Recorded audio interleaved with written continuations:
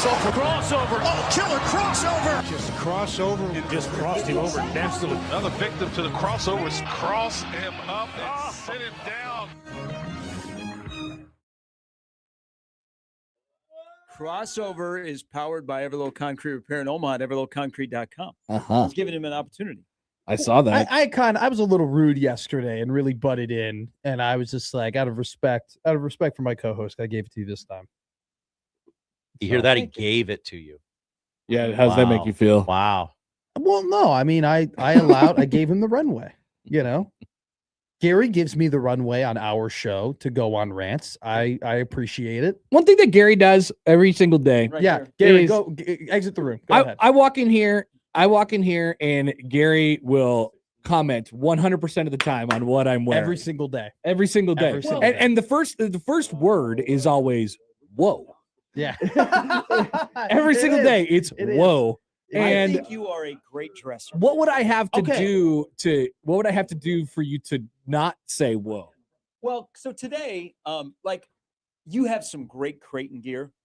Like You some got- really, really dude, nice, like dude. not just Thank you. I had to make a Creighton closet. yeah, like you have- Really? Honk, honk, honk. It's yeah, not you my have- fault. You have some outstanding Honk, Creighton gear. And I thought honk. the morning after a key victory, Yeah, it was a great you win. would be like sporting another nice quarter zip. Well, but You do. normally on a Nebraska women's basketball game day, which is today, Oh, that's you right. would say, The "What game the hell? night You is didn't not wear you." any Nebraska gear today. Yeah. What's going on?" And I would say, "Well, I go home before because I have the ability to change." So I don't know. There was no thought behind The, today. the No, I- revolving door of Gary comments are, why don't you have this on? Why do you have this on? Mhm. And did you get that for free? Is Mhm. typically the third Hey, one. And I'm not complaining. I do basketball for a program that I have an Omaha closet. Yes.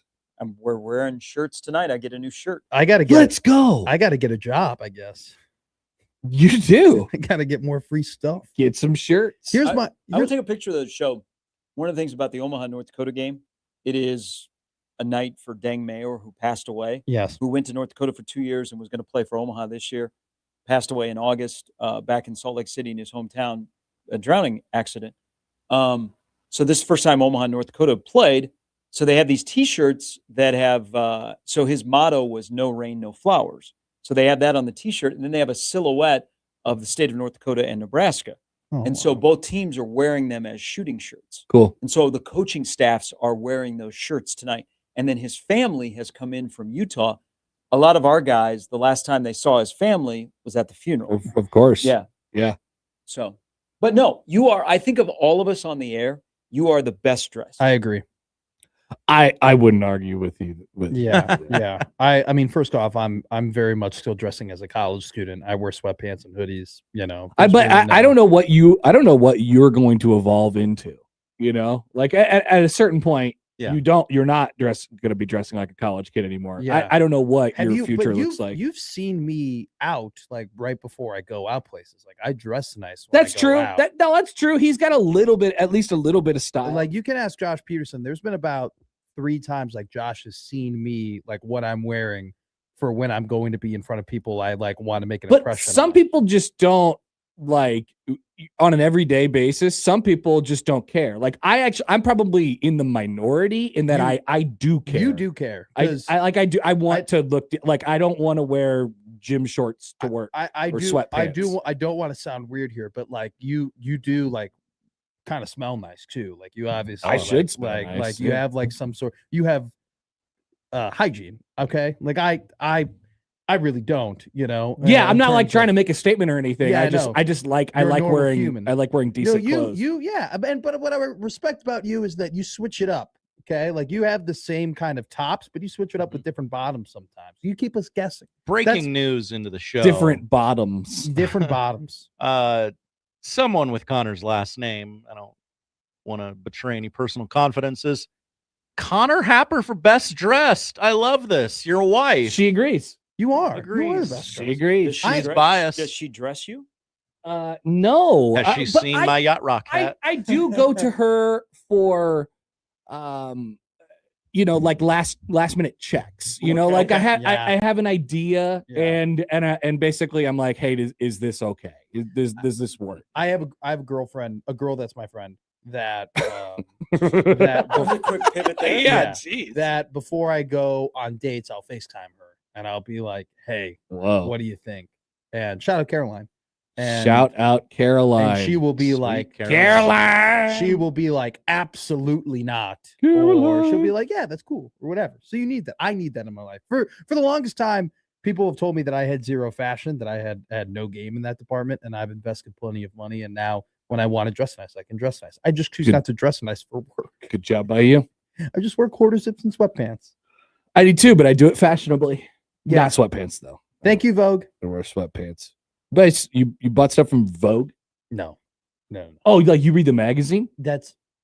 It's a Project Runway reference that you wouldn't get.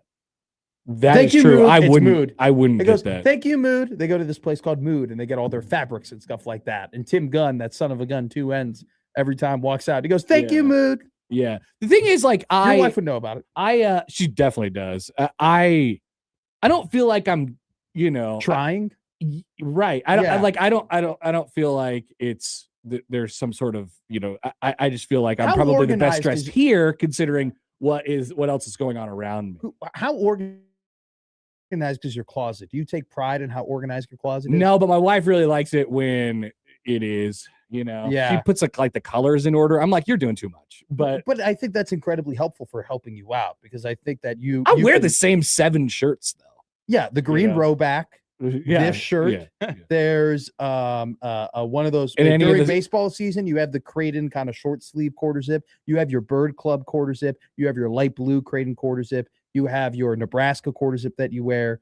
You guys got it. I don't And- know that I could list all the clothes that Yeah. I have, and Matt is Yeah. listing off all the Yeah. clothes Connor has. Iowa Western, everything. Yes. Big day for Iowa Western. Gary switches it up. Gary's kind of a different type of a cat when Yeah, it this comes to hoodie's his new. tops. Yeah, This is that's a what I new was saying. hoodie. It's new. Now, here's the thing though with Gary, Coles. you can find out. I love You can Coles. find out with Gary that he grabs a hat. He goes, "Oh, I want to switch it up," and he grabs that hat and he wears that hat, and then he'll keep that hat around close to his area, and so he'll wear the same hat for maybe 3, 4, 5, 6 days at a time until then he'll be like, "All right, I got to switch up my hat," so grab another hat. He'll I wear it. got through hat waves as Yeah. well. This is my second day in a row wearing this hat. So why is that sticker still on there? I like it. I think it looks. And they're it's kind- 5-1-1 since Christmas. They are. Without their 2 top They centers. won Well, yesterday, the 7-2. hat is fine, but the sticker is on the hat. I like the sticker. I Is think that still a thing though? I don't care if it is a thing. I really don't care. I like it, and so I'm gonna wear it. If you have Is a there a problem, sticker on underneath the bill? yeah, there is. Could you help me figure out why you like I it? think it adds it's a silver. It's kind of like a whitish hat, and I think the silver and black adds a nice accent to it. And so, if you don't like that I wear the sticker on my hat, you can kick rocks. I really don't care. I like it. That's all that matters. Okay. That's because there are other people who have been crap talking me in the comments. Mhm.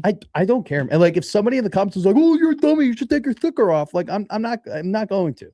Now, if you say Now it feels like a principle. Like, hey, I'm not going to take it off even harder now. That's a million percent, a million percent. I So think if nobody had ever said anything, maybe the sticker would be my gone. mom got really mad at me about it, and she Oh. was like, "You look like a dork. Take the sticker off." Yeah. And that has motivated me even more to keep it up. Or remember Mm. when we didn't? Well, people still wear the stickers on hats, but didn't take tags off of clothes. See, that is crazy. That Well, that 'cause I you can take them back. no. I mean, I'm- that's why see, people do it. Look, I got charged. Wildly I had to take back a dishonest. pair of pants that was too big. That was a Christmas gift, and they were going to charge me a restocking fee. And I'm Oh, like, really? all I'm doing is I'm exchanging. I don't want any money. I just want the same pair of jeans or dress pants in a smaller size. And they're like, well, there's a restocking fee of $5. And I'm like, no, there's What do you? not. What you should have told him? I'll restock it for. Like, I'll go put it back Tell me up. where it goes. Yeah. Well, they told me that before we made the exchange. They're like, you do understand that there's a $5 restocking fee. And I go, this was a gift to me. I don't want Yeah. money Yeah. or a Yeah. credit. Yeah. I just want the same pair of pants. So what'd you do? What did you have to pay the Well, the dollars? like there was one of their managers came over and said, well, in your case, because it was a gift.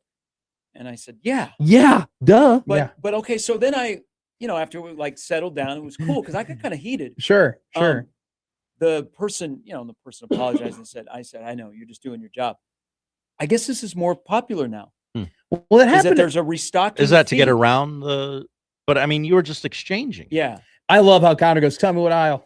Tell me what aisle and give me a hanger. Sure, I'll go put it back. Yeah. Yeah. I'm So- sure they probably have to wash it or whatever. What Sure. what was it? They did It's that. just a pair of pants. So Yeah. so I've only had one experience with that, but that was with furniture.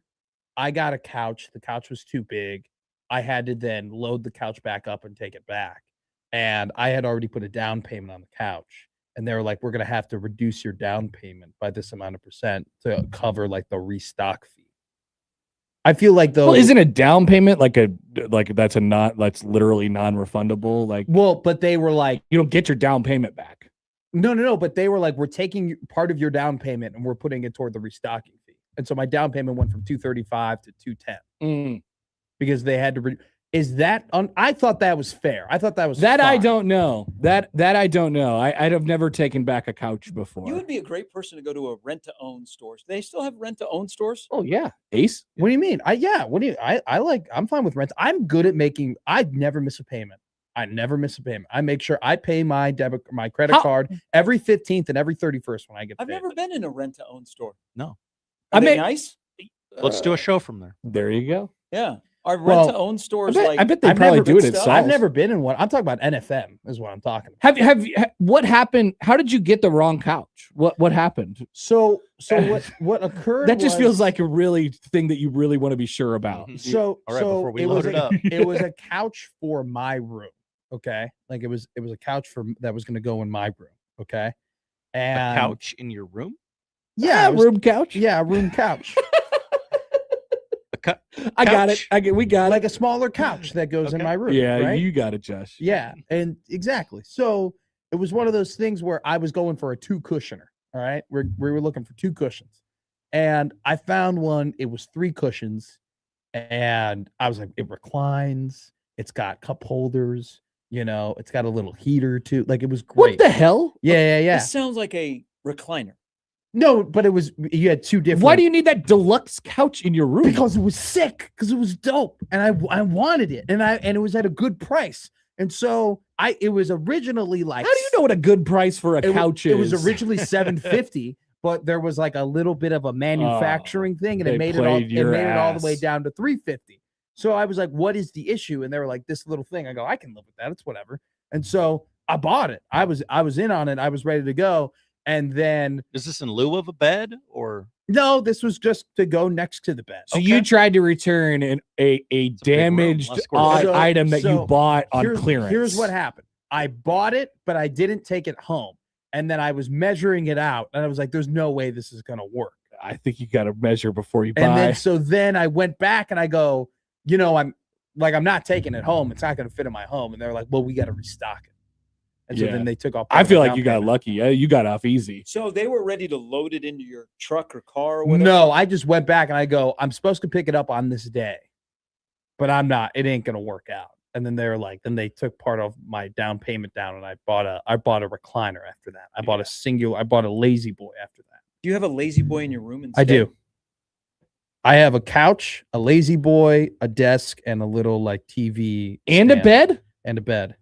Why do you have? Why do you have all those recliner in your room? chairs? Yeah. Because there are some times that I want to sit down and want to watch a movie, but I don't want to watch a movie in my room from my bed. I want to watch it from my recliner. How much time do you spend in your room? That Just prob- average on a daily basis. Well, 5 but hours minus sleep. Minus sleep. minus sleep. Yes. Take away sleep. Probably like 2 hours. That's way more than I do. I have That's it. a lot of time in your room. I spend 0 seconds in Well, my I'm room. always Yeah. cleaning it, and then there's like, I watch a movie in there, or I like sit down and I write on my computer or something. I guess like you that. do. You have a communal space, I suppose. Yeah. It's a good dorm room. You have the communal space. Dan's got his side of the apartment, the dorm room. You got your side. So what goes on in the you living share room? a kitchen. You There's share 2 a- couches, there's 2 TVs, there's 2 tables. So is your boy out in the living room most of the time? Is he hogging it? No, I'm hogging it. I hog the living room. You hog the living room and your room? Yeah, I go ahead, and so my schedule is I'm in the living room. I'm in the living room from 5 until I send the text message to Gary. I send the text message to Gary, and then I kind of bounce in between writing in my room, prepping in my room, and prepping in the family room. You are hogging it. If I want to go ahead and I want to like sit down and write on my computer, I'll write on it in my room. If I want to write on my phone, I'll go ahead in the family room.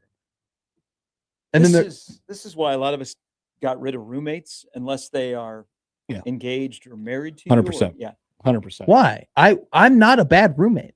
No, it's not that you're bad. It's like that whole, it's awkward. It's just It's not awkward at all. It doesn't even have to be. You could have the greatest situation with your roommate, like you don't mess with each other. They are totally like not impactful on your life whatsoever. But soon, you will just say, you will have this thought of like, I just want my own stuff. I really, at this point, I don't know what you I will. I don't know what I would do at this point right now if like I didn't have my best friend in my like as my roommate. You will. Because I don't have a lot of friends in Omaha, in all honesty. Sure. And I get lonely. I like to talk to people. Like, so it's like if I You were got Dan. Yeah, I got Dan to like not make me lonely. You know? But you'll Connor's Get a right, there'll come girlfriend and point move where you're out. like, you know what? I don't really, I when don't you're in your early 20s, having roommates is awesome. But like maybe about 25, 26, if you're still like single. yeah. And then, or if you're in a relationship and it gets really weird when, you know, she comes over. Well, that we already have that issue, you know. Dan's got to go. No. The awkwardness of things sometimes. You know. You'll be solo. I Soon think enough. we're going to move out. Soon enough. No, we're moving units. We're not moving apartments. Oh, you upgrading units? Paying more. All right. Hashtag go into debt. All right. I'm following your advice. All right. What interesting advice by me. I know. What Well, interesting I'm advice. following it. Yeah, you are. I'm going to the Elimination Chamber on February 28th. It cost me $700 to do it. Great question from Corey. How big I is know, Matt's right? room in his apartment? It's a tight squeeze, if I'm being honest with you. Like it's a tight one. Just get rid of one of those couches. Well, I have a table and another cabinet. How too. big's your bed? What size is your bed? A queen. I followed your advice again. I told you I was going to get a full. You go, you need a queen. So Yeah, I you have a do. queen. You do. So I have a lazy boy. Here's my room. I switched my bed. Diagram it. My bed was originally facing my door. Okay. Now I switched it. Now it's horizontal. Okay. My bed is horizontal. Right next to my bed, to the right of it, is the lazy boy. Then Is your bed up against a wall yes. on You its have a loft? on its side? No. Do you have like a fridge? No. You got it. Here's an adult move. Bedpan? Here's an adult move that I didn't know about until I became an adult. Okay, great. It's a very child thing to have your bed up against the wall. What is it? I supposed don't to- know. I don't know. Where else am I supposed to put in it? the middle. In the middle. In the middle. No, it's in a corner. Not like in the middle, so it's not touching a wall, but like what's the top called? The the bed stand is like touching the the one bed wall. stand is up against the wall, and Yeah. that's it. Yeah, no, mine's in a corner. With some nightstands Yeah. on each side. Yeah, Yeah. yeah, Look mine's classy. Someone Well- told me that once, and I was like, "Wait a minute, what? I'm not doing this right." And they were like, "No, you're not." And Yeah. I'm like, "Wow, you could have But fooled as a me." kid, though, having it up against the wall where you can lay up. Yeah, you're I you're got creating so many more rooms for and you're activities. creating Yeah, space. I'm creating Yeah. so much more space. But now you have 7 couches. The girls So- don't mind. So anyway, we're up. I got my room, my wall, my bed is girls never touching came. is touching 2 walls. Then right next to it is the lazy boy. Then in the back left corner is a cabinet. Then it's the TV stand. Then it's another table. And then right next to the bed where the door is my desk. You gotta like, do Here- a maze. a little to bit. get Is there a there. path? Yes. Yeah. There is a path. Okay. There is a path. Hashtag the path. Hashtag the The path. path that Yeah. the path is made. You're on the The path. theory is this. 15 and Here's 5. my theory. I go, if I can take up more space in my room, the less space there is to put clothes on the ground. Okay. Interesting. So if I take up that space, then my room will be cleaner. That theory has failed. Okay. Because now the clothes just go on to the lazy boy, or they go into the closet or whatever. The clutter So- still happens. The clutter is always going to happen. Got a lot of crap catchers in your bedroom. Mhm. Yes. There's just a lot of places to put stuff. That's what I call Yeah, a crap yeah. catcher. Look, this 2026 is the year. I have a couple resolutions. Mm. One of them is to be cleaner. The second one is to be willing to inconvenience people more. So Like ask them for stuff. like if I'm at a restaurant and you get my order wrong, I Oh. used to just kind of choke it up and eat whatever was in front of me. Okay. Like if the food was kind of cold, I would still eat it. So If it your goal was- is to, choose some people out. Advocate for yourself. more. Thank you, Josh. Yes, to be like this this crap ain't working. Go ahead and let's get some new things. Or it's like I said medium rare. yeah, exactly. Or I have multiple people in my life who call me Mike. Okay. And I just let them call me Mike. Like I just do. Stand up to the people who call me Yes. Mike. Yeah. And they just call one Right guy back against the bully. one guy calls me Big Mike. Okay. And I'm like, Who like He's- people friends? he's a bartender over at a place that I frequent. And he calls me Big Mike. You got to correct him. Yeah. Yeah. You gotta- My name is Matt. Yes. And so I used to just not care. I used to be, it's not a big deal, whatever. So he's been calling me Mike. Like my resolution Hey is Mike, welcome back. exactly. I'm gonna You walk go in the ahead bar, and- Mike. Great to see you, dude, literally, he goes, Big Mike.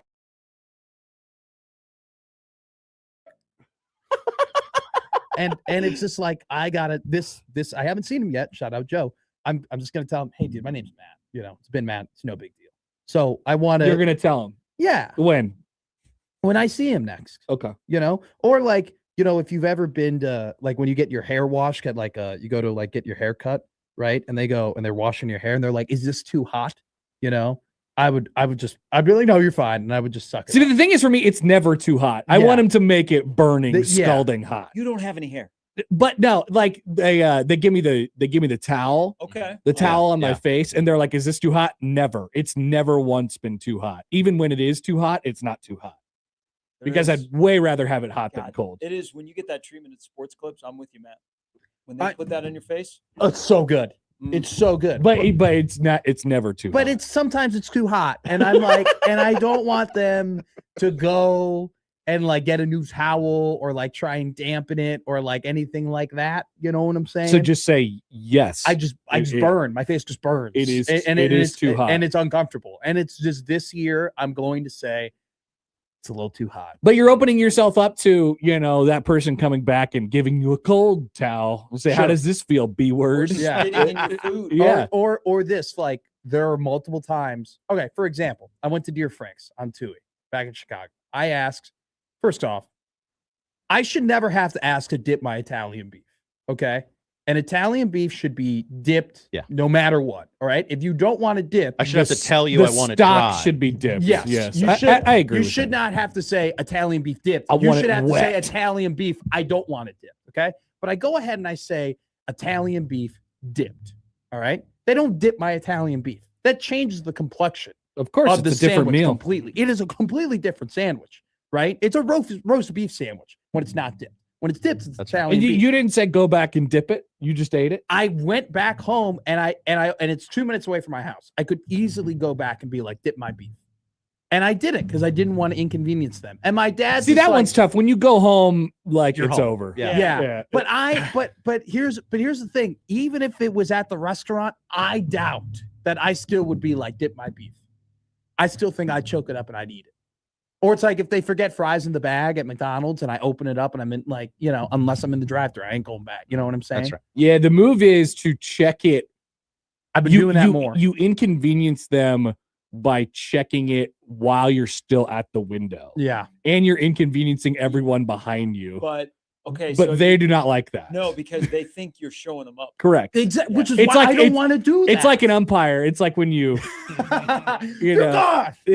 what You're was- not checking what- the bag. What is the baseball equivalent of that? when you It's- draw a line in the dirt. yeah, to that's a show- little too aggressive though. When you, as a batter, appeal to the first or third base. Yeah, or you challenge it Yeah. in the minor leagues or something like that. What is drawing the line in the dirt? And the compared- umpires, so you're sitting there and everything ends up right in the bag. Yeah. And the person at the drive-thru gives you your food is like, Yep. drive away, B Mhm, word, mhm. drive away. Just like the ump when he gets a challenge right, when the challenge is confirmed, Yeah. he's like, get back in that box. You Okay, son of what a-" about a grocery store? My mom, this used to happen to my mom periodically. Yeah. She'd get bad bread and she'd come home, she would open the bread Yeah. and she'd pack it back up and go back to Hy-Vee. Whoa. I guess I got to buy another roll tomorrow.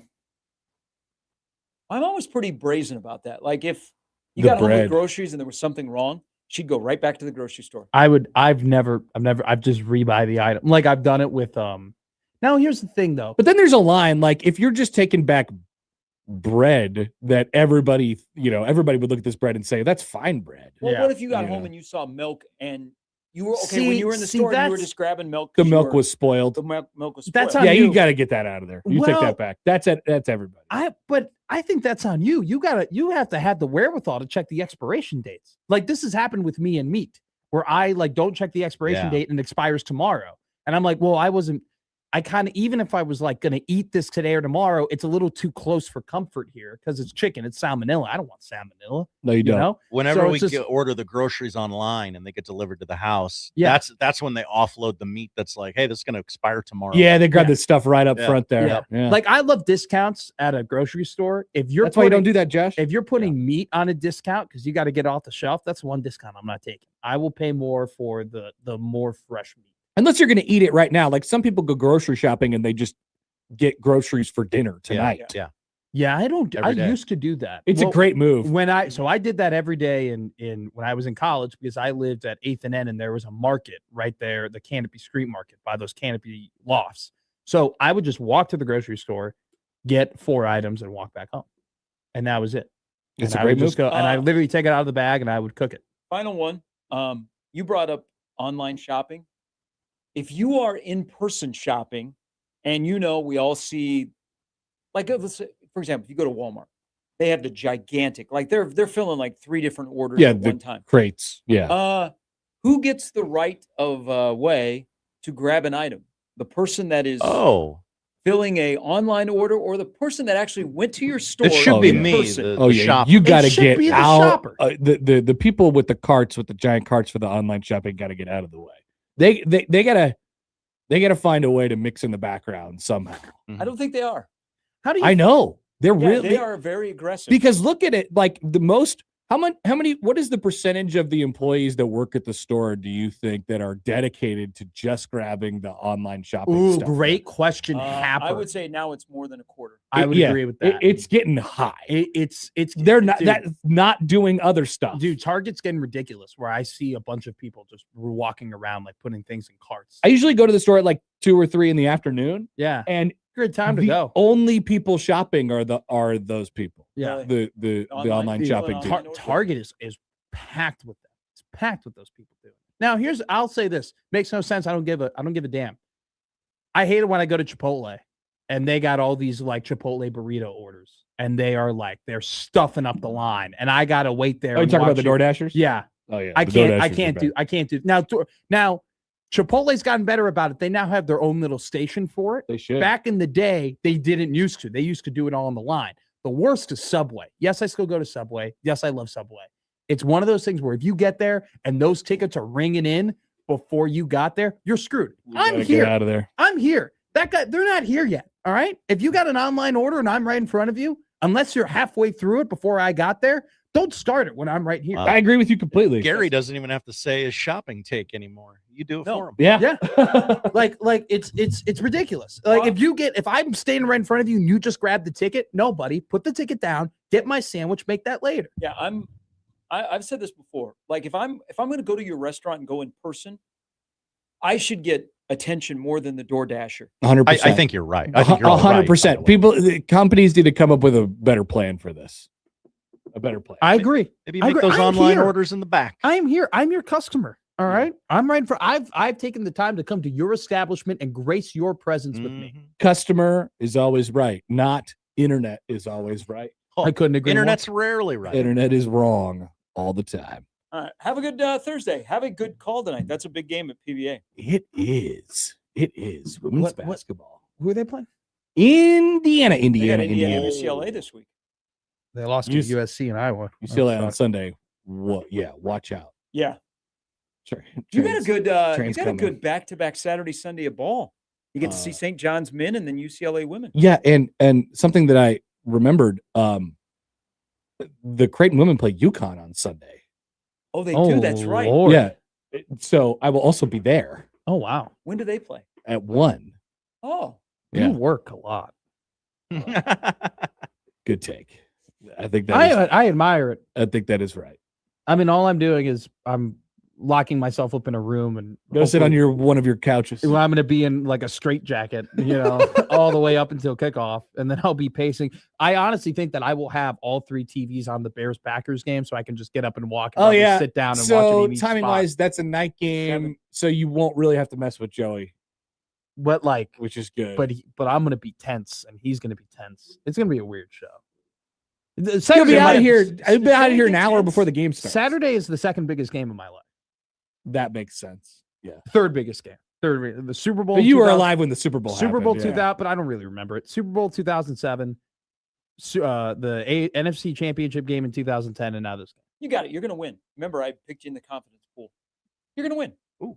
Don't worry. The Bears will win a playoff game, said Scary. Yeah, you're fine. He's had so many They'll bad beat the takes recently. Packers. I'm worried Against the about it. Packers. Against the Packers. I would be concerned. And then if I were you, Sunday, I'm either going to be like super sad or I'm going to be violently hungover. Why not both? Exactly. It's always I don't options. think both will happen. When I get sad, I go to bed, All right. Well, have fun figuring that out today. Thank you. That is Crossover powered by Everlevel Concrete Repair in Omaha at everlevelconcrete.com. It's Thursday. We'll start things off next. That's the Crossover.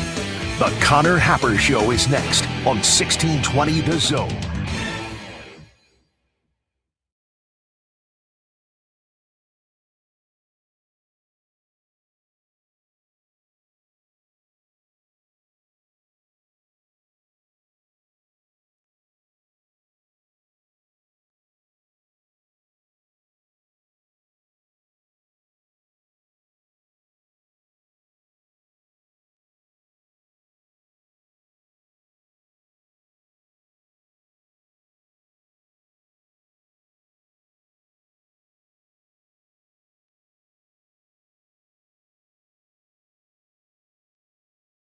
Widespread rain expected Thursday, mainly after 9 a.m. in the metro, then continuing through the afternoon and evening. Can't rule out a stray rumble of thunder as well. Breezy and cooler with temperatures in the 40s. Then a rain-snow mix possible Thursday evening into Thursday night. A slushy trace to inch possible. I'm meteorologist Sean Everson from KETV Newswatch 7.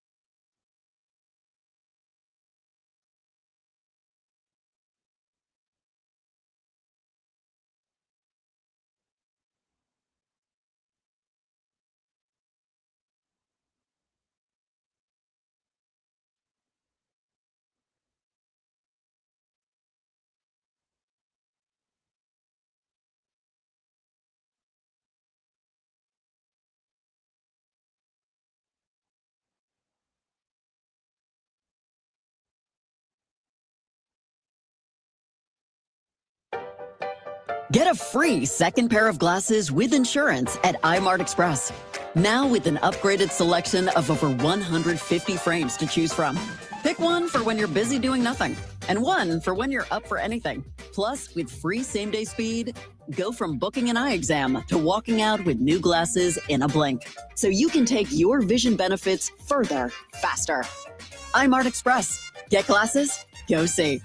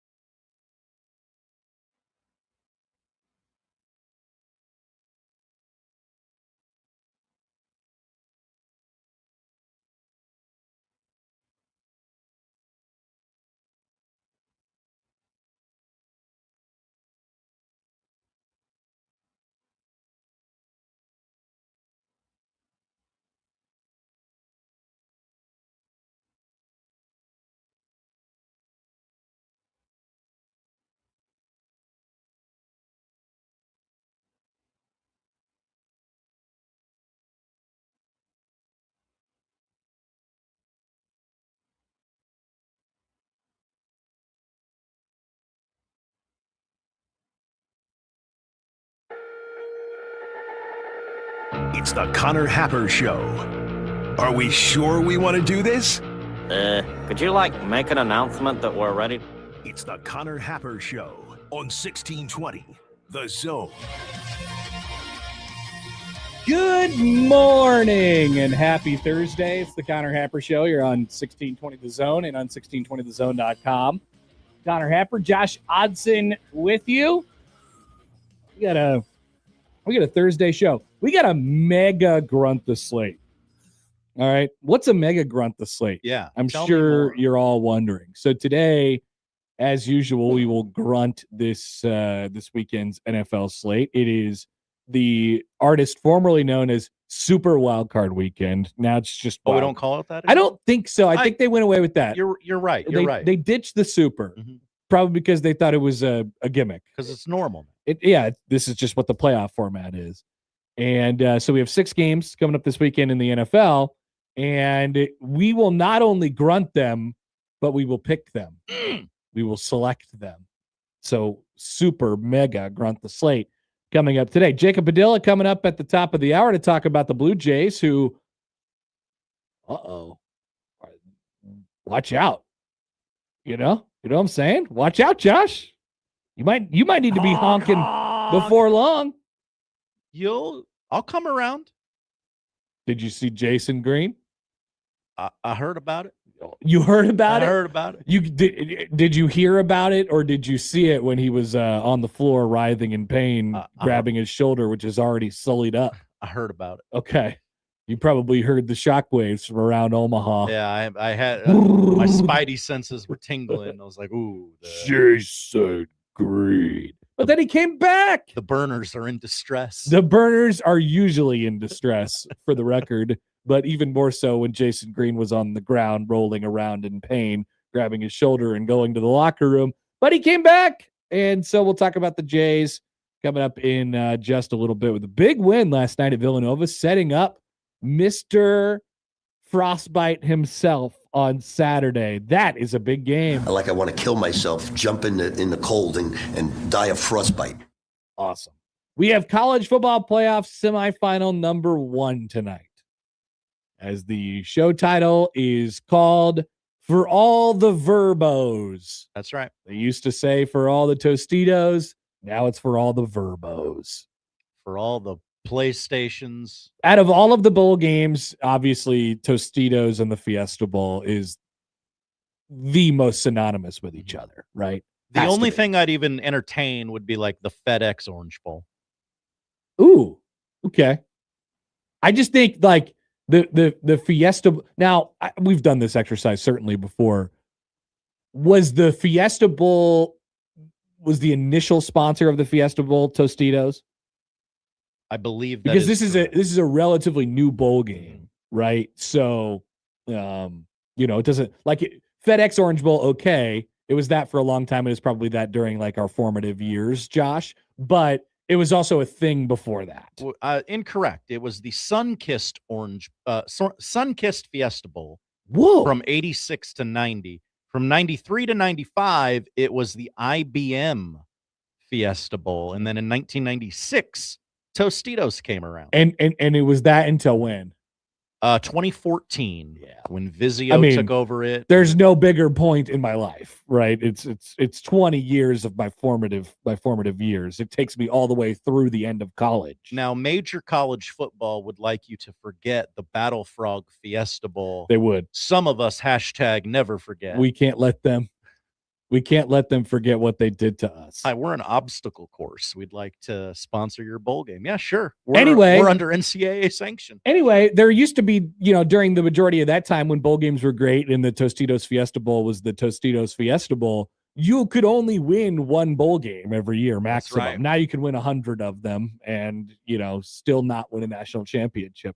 I remember having a hard time adjusting to that a couple of years ago when they expanded, when did they expand the playoff to 12? Last year? Who knows? Last year was the first year of it, I think, right? At this point.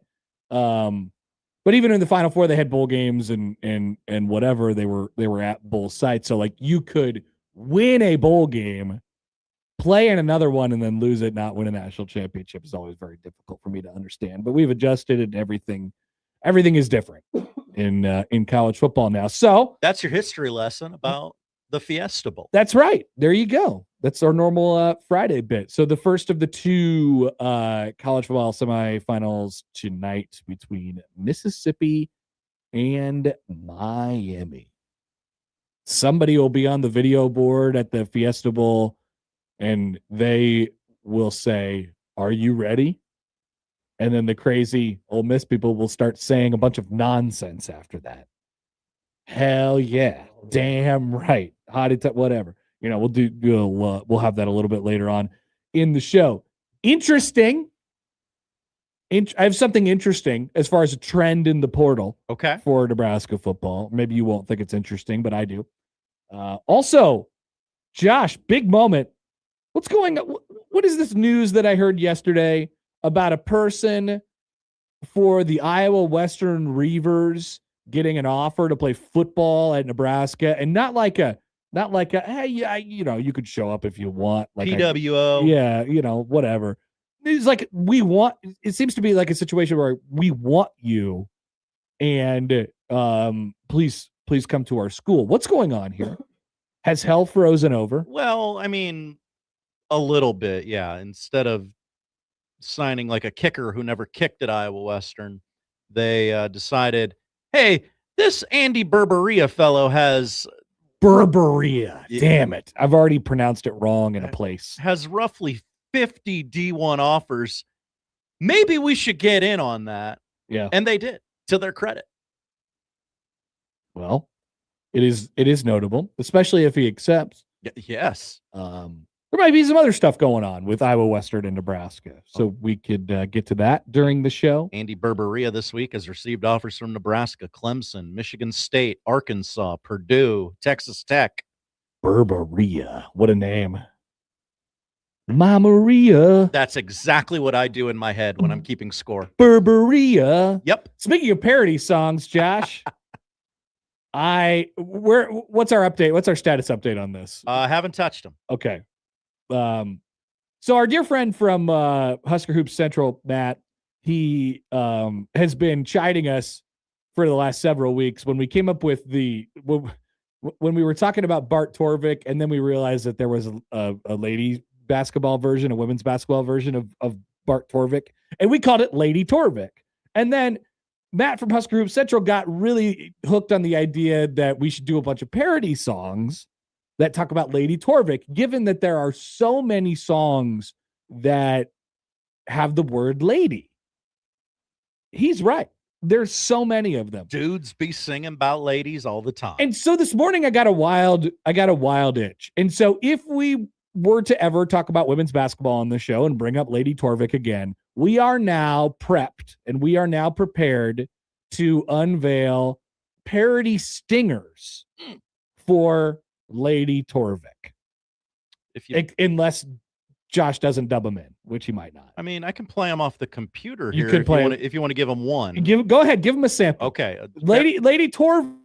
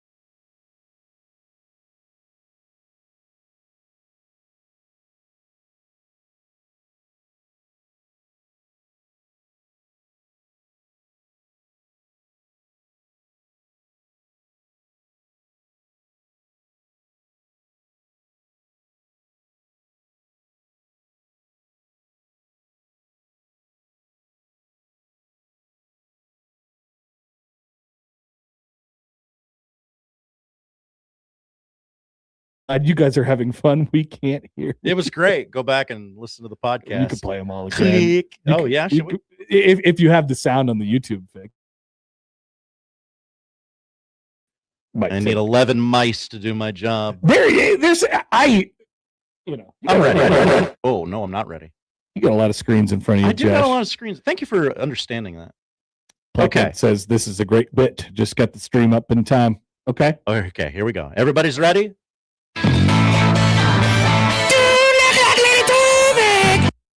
It's a good option. Good option. I like it. That one's fine. She's Lady Torvik. Whoa, whoa, whoa, Lady Torvik. I think that one's my favorite. Really? Yeah. That was when I got complimented by a coworker who heard me singing down the hall and said, "You're a great singer." Oh, Yeah, okay. that felt great. I bet. Yeah. And Lady Torvik. awesome. Now people are now saying that they don't hear anything, or it's not, it's not crisp. It's hot. Okay. Audio's hot. All right, well, we'll get that sorted out at some. Welcome to the show, everybody. The lineup from Jacob Padilla, Michael Bruntz, Grunt the Slate, and everything in between is powered by the Rooferees, John Higgins Weather Guard. We want to hear from you all today, 402-951-1620 on the Prairie Flower Casino Zone hotline. You can call or text that number, tweet at Happer Show, at Connor Happer on the Twitter feed, email Connor at joshshow1620thezone.com on the Equitable Bank Zone inbox. And we say good morning to the YouTube streamers who are always telling us what they can and cannot hear, which we appreciate. I do actually appreciate that. Black Shirt 58 says Connor's voice is on point, angelic. Songbird of your generation. People are saying that. When we return, we'll get to a couple things before we talk to our dear friend Jacob Padilla from Herd Ed Sports to talk about the Blue Jays. Coming up next on 1620 The Zone. The Connor Happer Show. Follow us on Twitter at Happer Show for all the latest news and views. We may even say something interesting once in a while. Unlikely. Really, guys?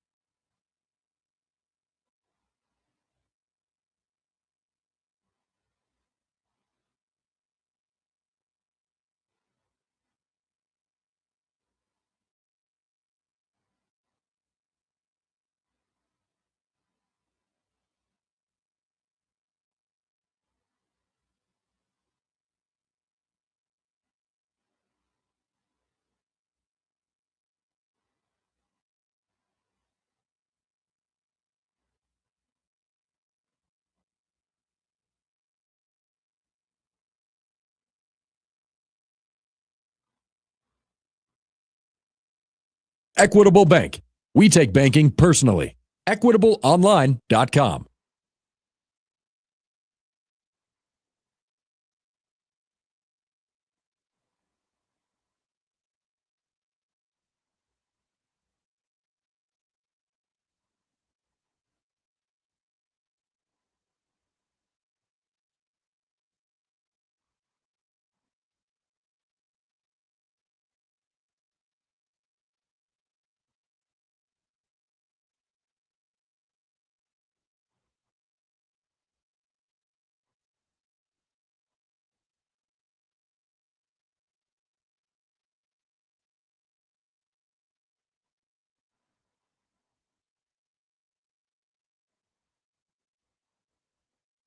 At Remodel Nebraska, we've been told that we're pretty good at what we do.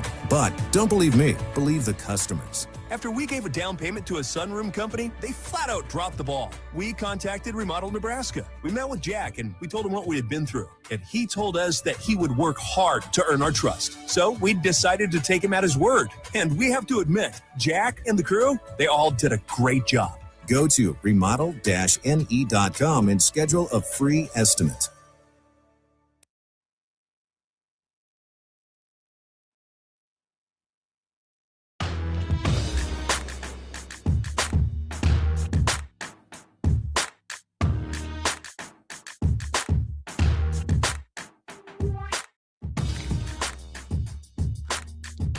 Josh Odson was starstruck when he found out something during the break. It wasn't me singing or anything like that, although I think he was starstruck by that. I've known about your abilities. Oh, I have abilities. I sang a Green Day parody about how Nebraska basketball missed the Big Ten tournament. And it spurned them to a generational win streak. They literally haven't lost since. Yeah. Literally haven't lost since. 19 wins in a row for Nebraska basketball. It's almost been an entire year since Nebraska basketball had a parody song written about them, about how they missed the Big Ten tournament, and then they haven't lost since. You're welcome. So you tell me. Yeah, but no, he was starstruck because his boy, Andy Berberia, got a tweet from Trey Taylor. So when you get a tweet from Trey Taylor, that means, I don't know what it means. I would say that means you've made it, but I think everyone's gotten a tweet from Trey Taylor. Hey, we need the full court press of recruiting on this guy. Yeah. Trey, dial up the phone. Trey Taylor is Nebraska's lead recruiter, even though he's halfway through his junior year of high school. And he said this, Andy Berberia. Okay, Andy Berberia, I need you to come visit Lincoln before making any decisions. I think you fit Husker football 100%. Let's go, my guy, he says. Also, he wanted to also get a man named Albert Simeon, who is 2027 offensive lineman from the Houston area, it appears. Threw a tweet at him. Trey Taylor also had a bite back tweet. Did you see this the other day? No. He so the whole Minchie thing happened, people got triggered, predictably so. And as we said at the time, I don't think it was so much being mad about the Minchie thing as much as people just not really enjoying how it feels right now at that point for Nebraska football. And then they got Tony, our new boy Tony, and then Trey Taylor had to wind up and get himself involved. And he said this: go ahead and keep questioning if that staff is busting their butts. Keep questioning if they know what they're doing.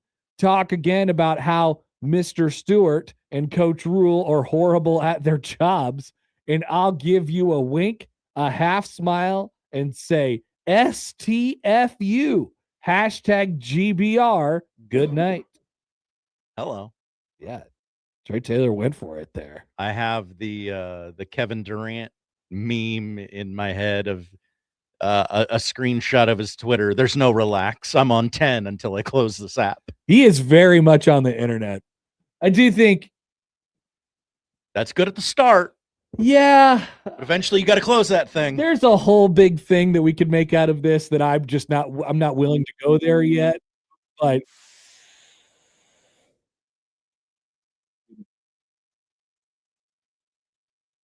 there's this sense from, this is not to say that he's not working hard. This is not to say that Rule isn't working.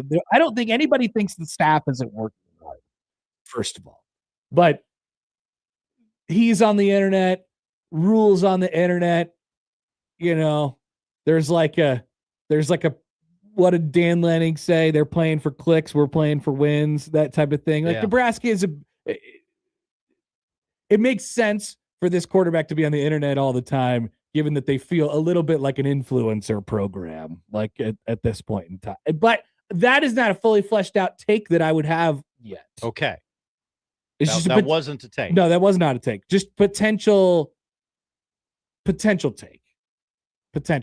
Two things that are floating out there that are getting closer together but haven't quite linked up yet.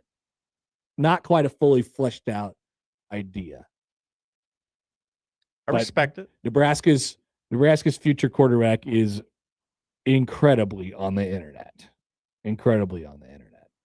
So we'll see how that one works out. I don't want the kid to get overexposed. You know what I mean? Before he even gets here. He's had a lot of familiarity with the internet before he even gets here. And that's a danger. It's a dangerous place. It's a dangerous thing to do. I would agree with that. So I don't know.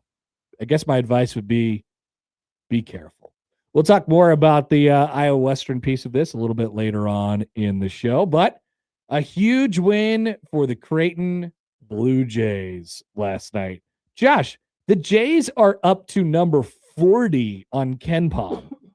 I saw this. I think it was a I don't remember where I saw it. Probably a Johnny Walker tweet. That's it. Way to go, Johnny. Johnny Walker Blue. 4-1 in the Big East. 10-6. It wasn't a great non-conference season, but they have won 4 out of their first 5 conference games, only with, it does make the Seton Hall loss, on one hand, sting a little bit more, probably, because you very conceivably could have been 5-0 right now, considering that you were holding a 16-point lead late in that game. It's January 8th. Yeah. I mean, I know that doesn't mean much, but they're second in the conference today. Uh-huh. Mm-hmm. I'm not going to say they've righted the ship, but the path is clear. The path is alive and well at this point, and the path reaches a very important exit milestone on Saturday when the Blue Jays host St. John's. For more on that, we'll talk with Jacob Padilla from Herd at Sports coming up next on 1620 The Zone. But first, a word from our friends at Underdog Fantasy, where indeed the football playoffs are here. And Underdog is the best place to get in on all the action on the gridiron, because you can make picks and win money right now in Nebraska. It's easy.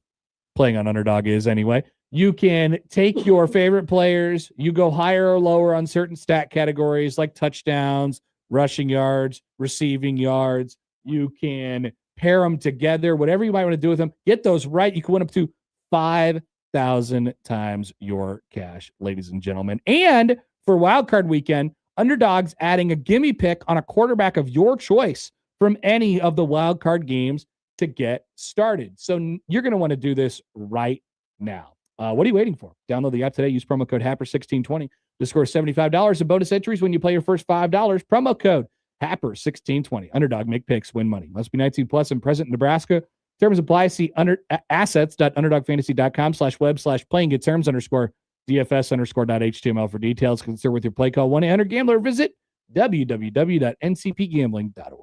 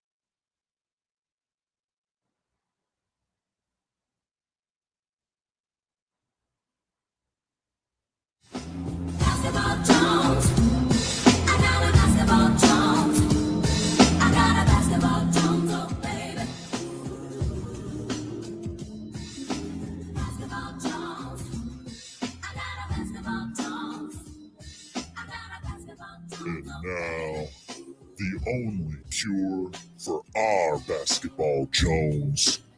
Hail Varsity's Jacob Padilla on the Connor Happer Show on 1620 The Zone, baby.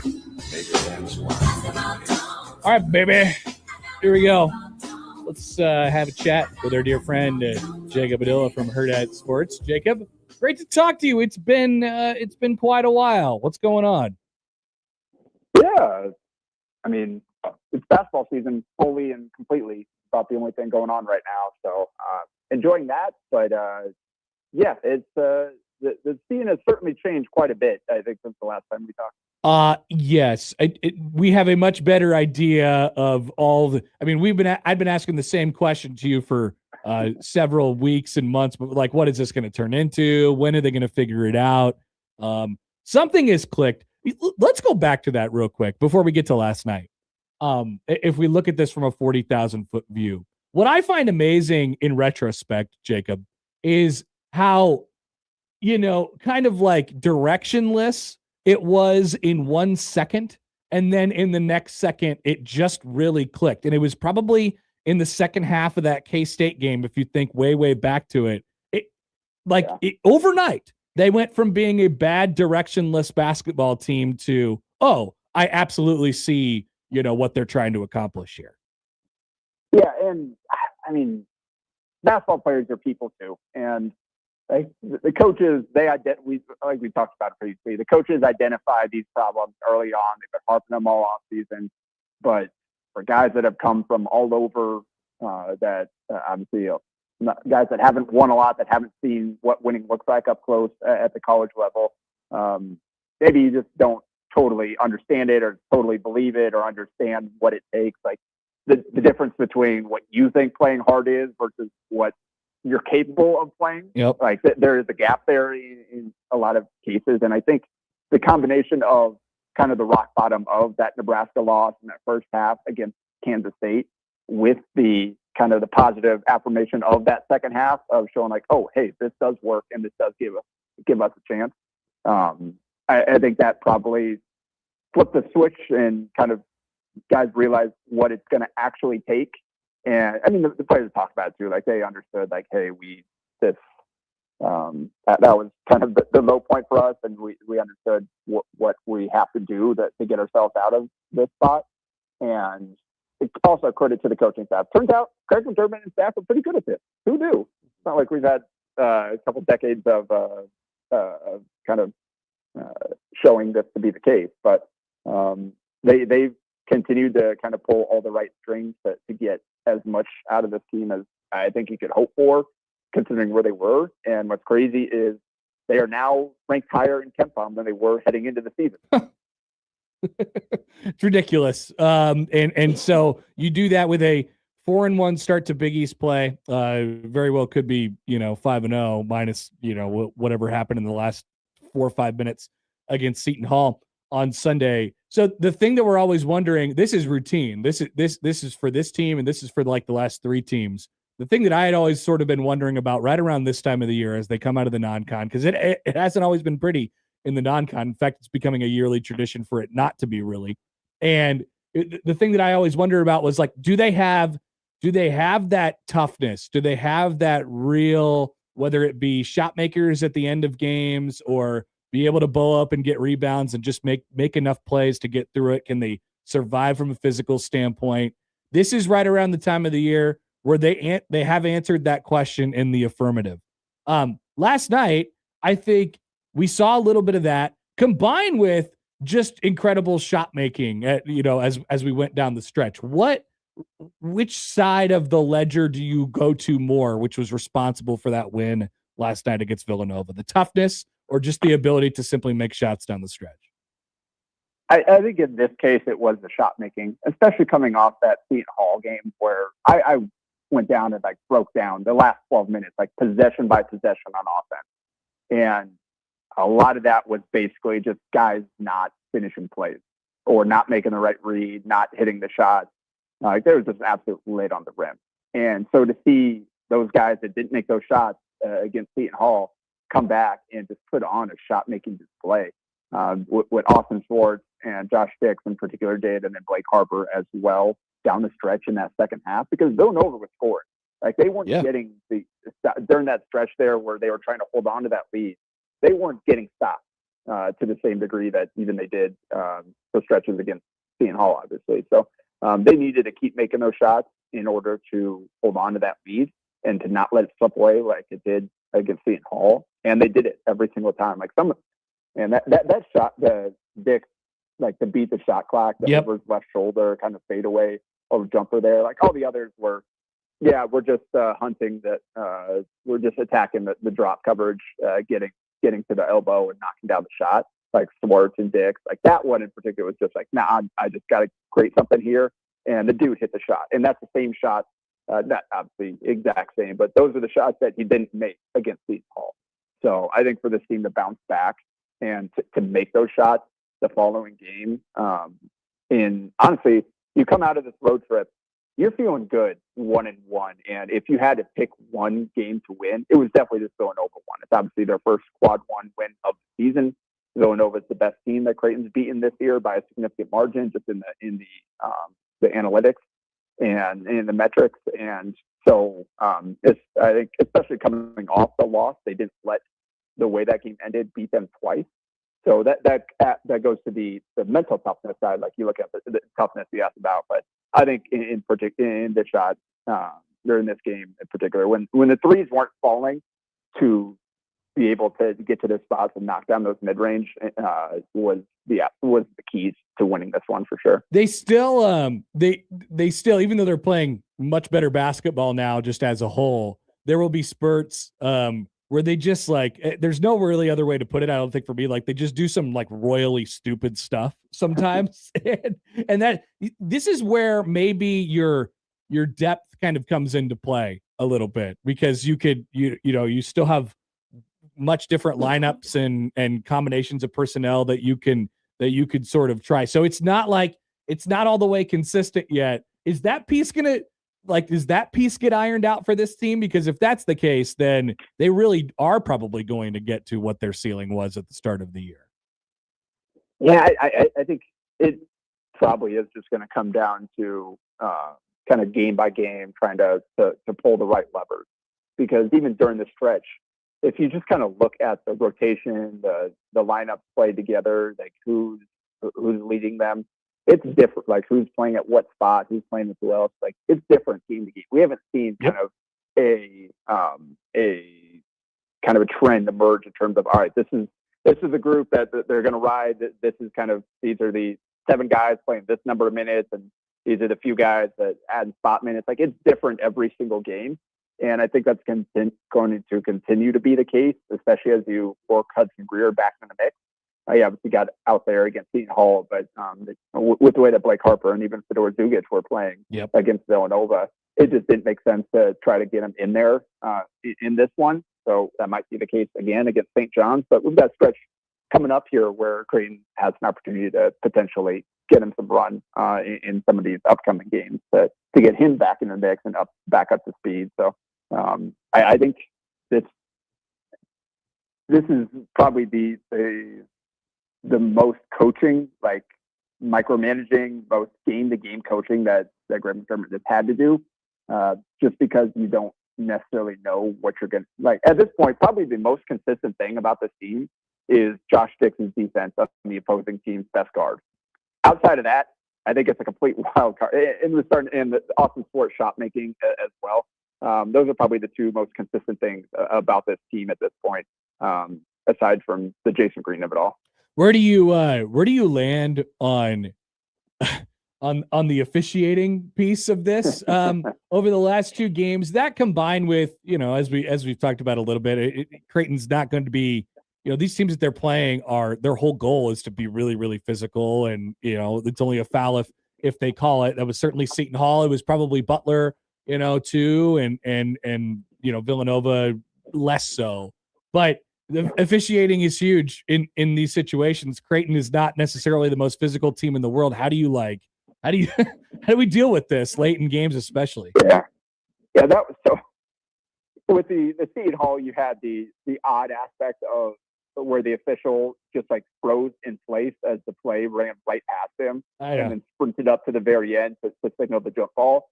Like this time, Brian O'Connell was literally staring right at the play where Ty Davis got knocked out of the air. And I don't know what goes through your mind. It was a bad pass. Like they call that every time though. Like there's no situation where they don't call that.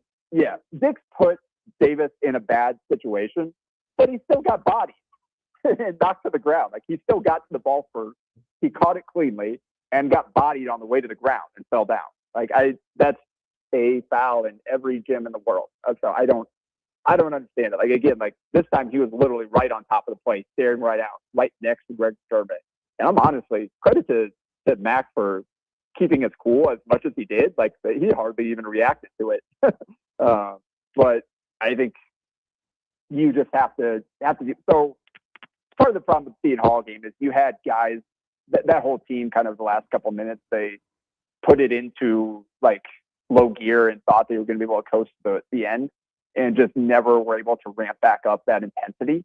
And you could see even on that press break, you had two guys jogging up the court. You had Schwartz dribble into a triple team because of it, because there weren't other guys that they had to account for.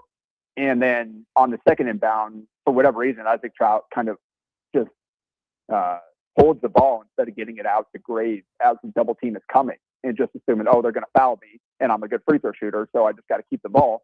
And that obviously was not the case. So the mental toughness for this team to bounce back from that turnover, and then I think on that play immediately, Jason Green kind of walled up and forced a miss at the rim with his verticality, which he did 2-3 times down the stretch. They were absolutely huge. And I think Ty Davis got the rebound there and it got fouled and went and hit 2 free throws. I think that was the sequence. So to this time to be able to respond to the adversity going their way, the bad call going their way, and make the play to kind of offset the bad call. Yep. That shows growth and is certainly something I'm sure the coaches are going to be harping on the team during film studies. Like, this is how we have to respond when things don't go our way. We just have to raise our intensity level, and they certainly did that. They were ready to kind of get it back here and seal this game. With that being said, just I'll leave it all the way open for you. Josh Dix is most certainly he has to be the most important guy, I guess, not named Jason Green. They're probably equally important at this point. But for anybody who had the criticisms about Dix and him not getting involved enough or getting active enough, those have to be gone by now.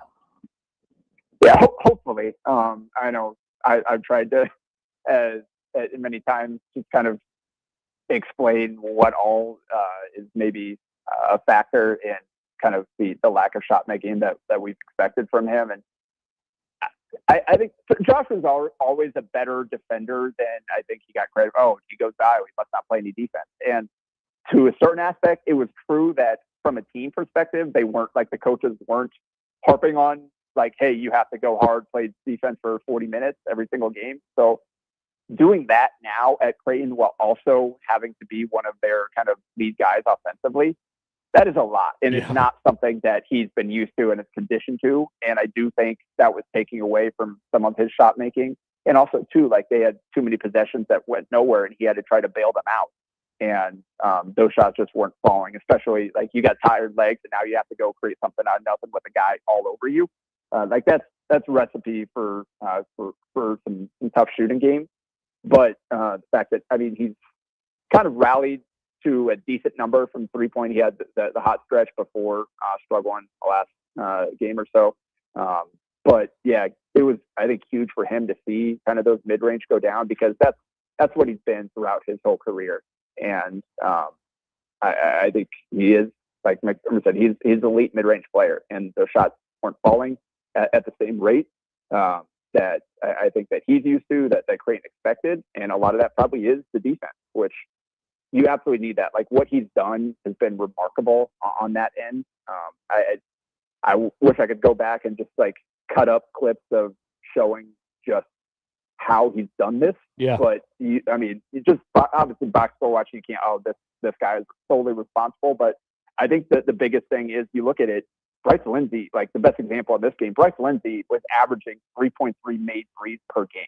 he only took 3 and didn't make 1 against Creighton. And Josh Dix was out there for 34 minutes.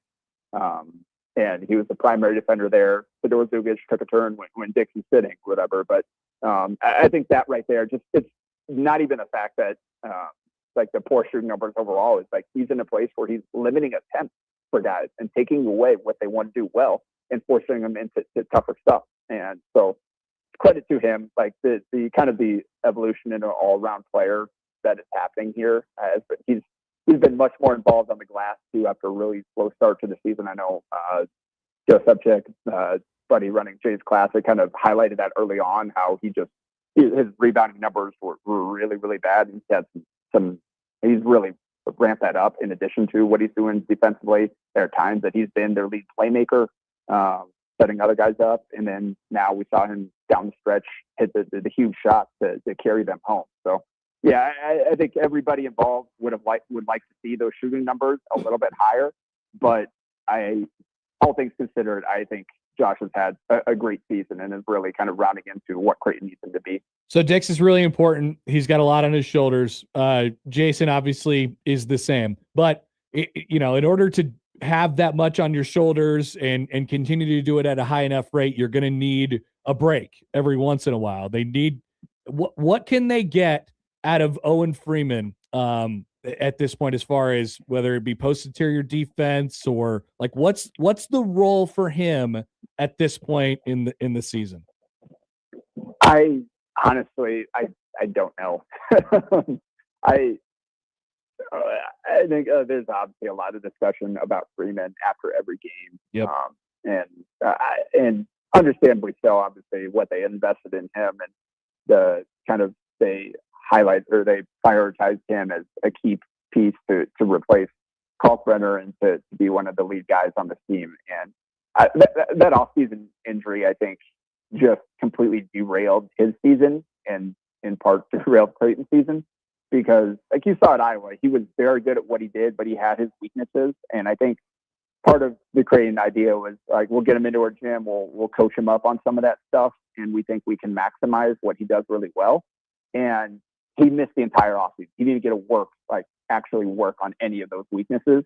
So they're all still kind of there in a new system with new teammates and with a compromised version of himself physically. Like he's not hurt, but he's also not 100% back to what he was in terms of mobility and bounciness.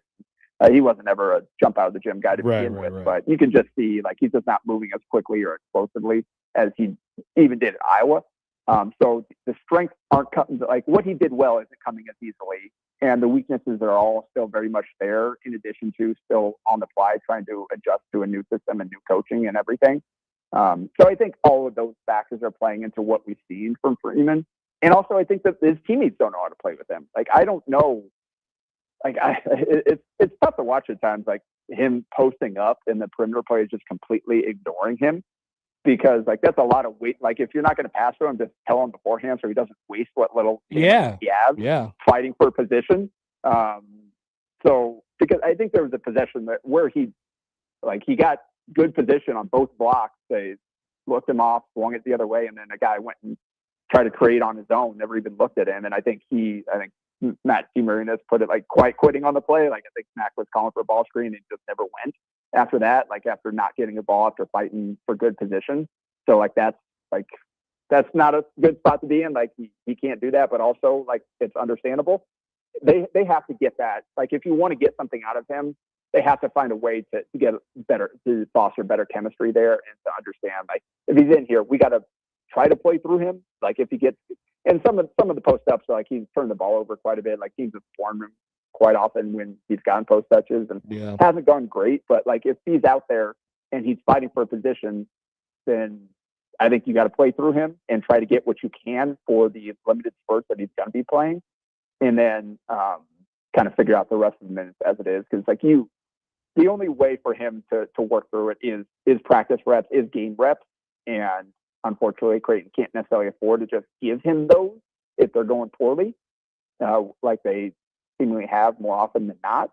So they're kind of in a catch-22 here where they're not getting what they need out of him, but they have to play him anyway to get him to that place. and it's just happening more slowly than I think anybody anticipated. So I think that's one thing. Like, just try to feature his post game a little bit more. See if you can get something out of that, especially early on. Get him out there, really kind of make it an emphasis. Like, hey, if he's posting up, we got to look at him. At least try to throw it in there, and then play from there. Like, he is willing to kick it back out. Like, he's not a total black hole. Like, there are times where he, certainly gets eyes on the rim and doesn't even consider passing. But I think that's something that both ways, like, he and the team, they need to work on making that a part of the attack when he's out there. Because otherwise, like, he can go out set ball screens, but he's not necessarily an elite vertical rim threat. So and he's running around, that's going to certainly sap his energy if he's just setting 5 ball screens on a single possession and running up and down or whatever. So I think that's probably just kind of something they need to figure out. Like, okay, we got to play him. How can we maximize? What can we do during his minutes on the court that we can get something out of him, so that, one, it builds up his confidence, it builds up the teammates' confidence in him, and that you can just get production out of that spot. Because, I mean, Jason Green has done so much for this team, but with that shoulder injury, you never know. At this point, it kind of seems like something they're going to deal with the rest of the season. You never know when it might pop out, and you might need to have to play without him for a while, if not an entire game. So you're going to have to get something out of Conan. You're going to have to get something out of Freeman, and hopefully they can kind of figure that out as we go second half of the season. One more mildly controversial guy, I guess. Harper, like, do you, we saw a little bit of both last night. You take the bad with the good from him. I guess, what's your read on him and how he fits into the puzzle at this point? Yeah, he's an interesting one, and I think we've seen McDermott have a tough time figuring out kind of how to get him in the mix in some of these recent games, and he also didn't take advantage of the opportunities when he went out there. Like, there are a couple of these games, like, McDermott put him in late in the first half. He played like the last 6.5 minutes of the half or whatever, and just didn't do anything particularly great. And so opportunities second half were limited. But credit to him for being ready, because we saw in the Seton Hall game, I think McDermott realized, hey, this guy has to be a part of this. Yep. And you saw him try to get him back in the mix. Obviously, he subbed him in early in that Seton Hall game, and then in the second half, he got the ankle deal. Had to come right back out, but then they went back to him down the stretch and tried to play through him when their offense was really stuck and they guys weren't making shots, and they're like, okay, well, this is something a little different. He can provide something nobody else on this team does, and obviously the first possession it worked. The second and third, it didn't go great, unfortunately. Yeah, and then it ended with the foul. The forcing up. The trying to pump fake a shot blocker and get swatted back in the face and then fouling there. Very much has to avoid tunnel vision if he wants to continue to be a significant piece moving forward. But there's no doubt that he has the talent to provide something that this team really needs with his offensive ability. And I think what he did on defense allowed him to stay out for as long as he did in that game. And that's something that's kind of been probably up and down in terms of his attention to detail and effort on the defensive end. It's something that Mac's been kind of harping on since he's gotten here. It's something new to him where he was previously. They basically just ran everything through him, and they needed him to score. So it wasn't. It's very different than the role that he's in now.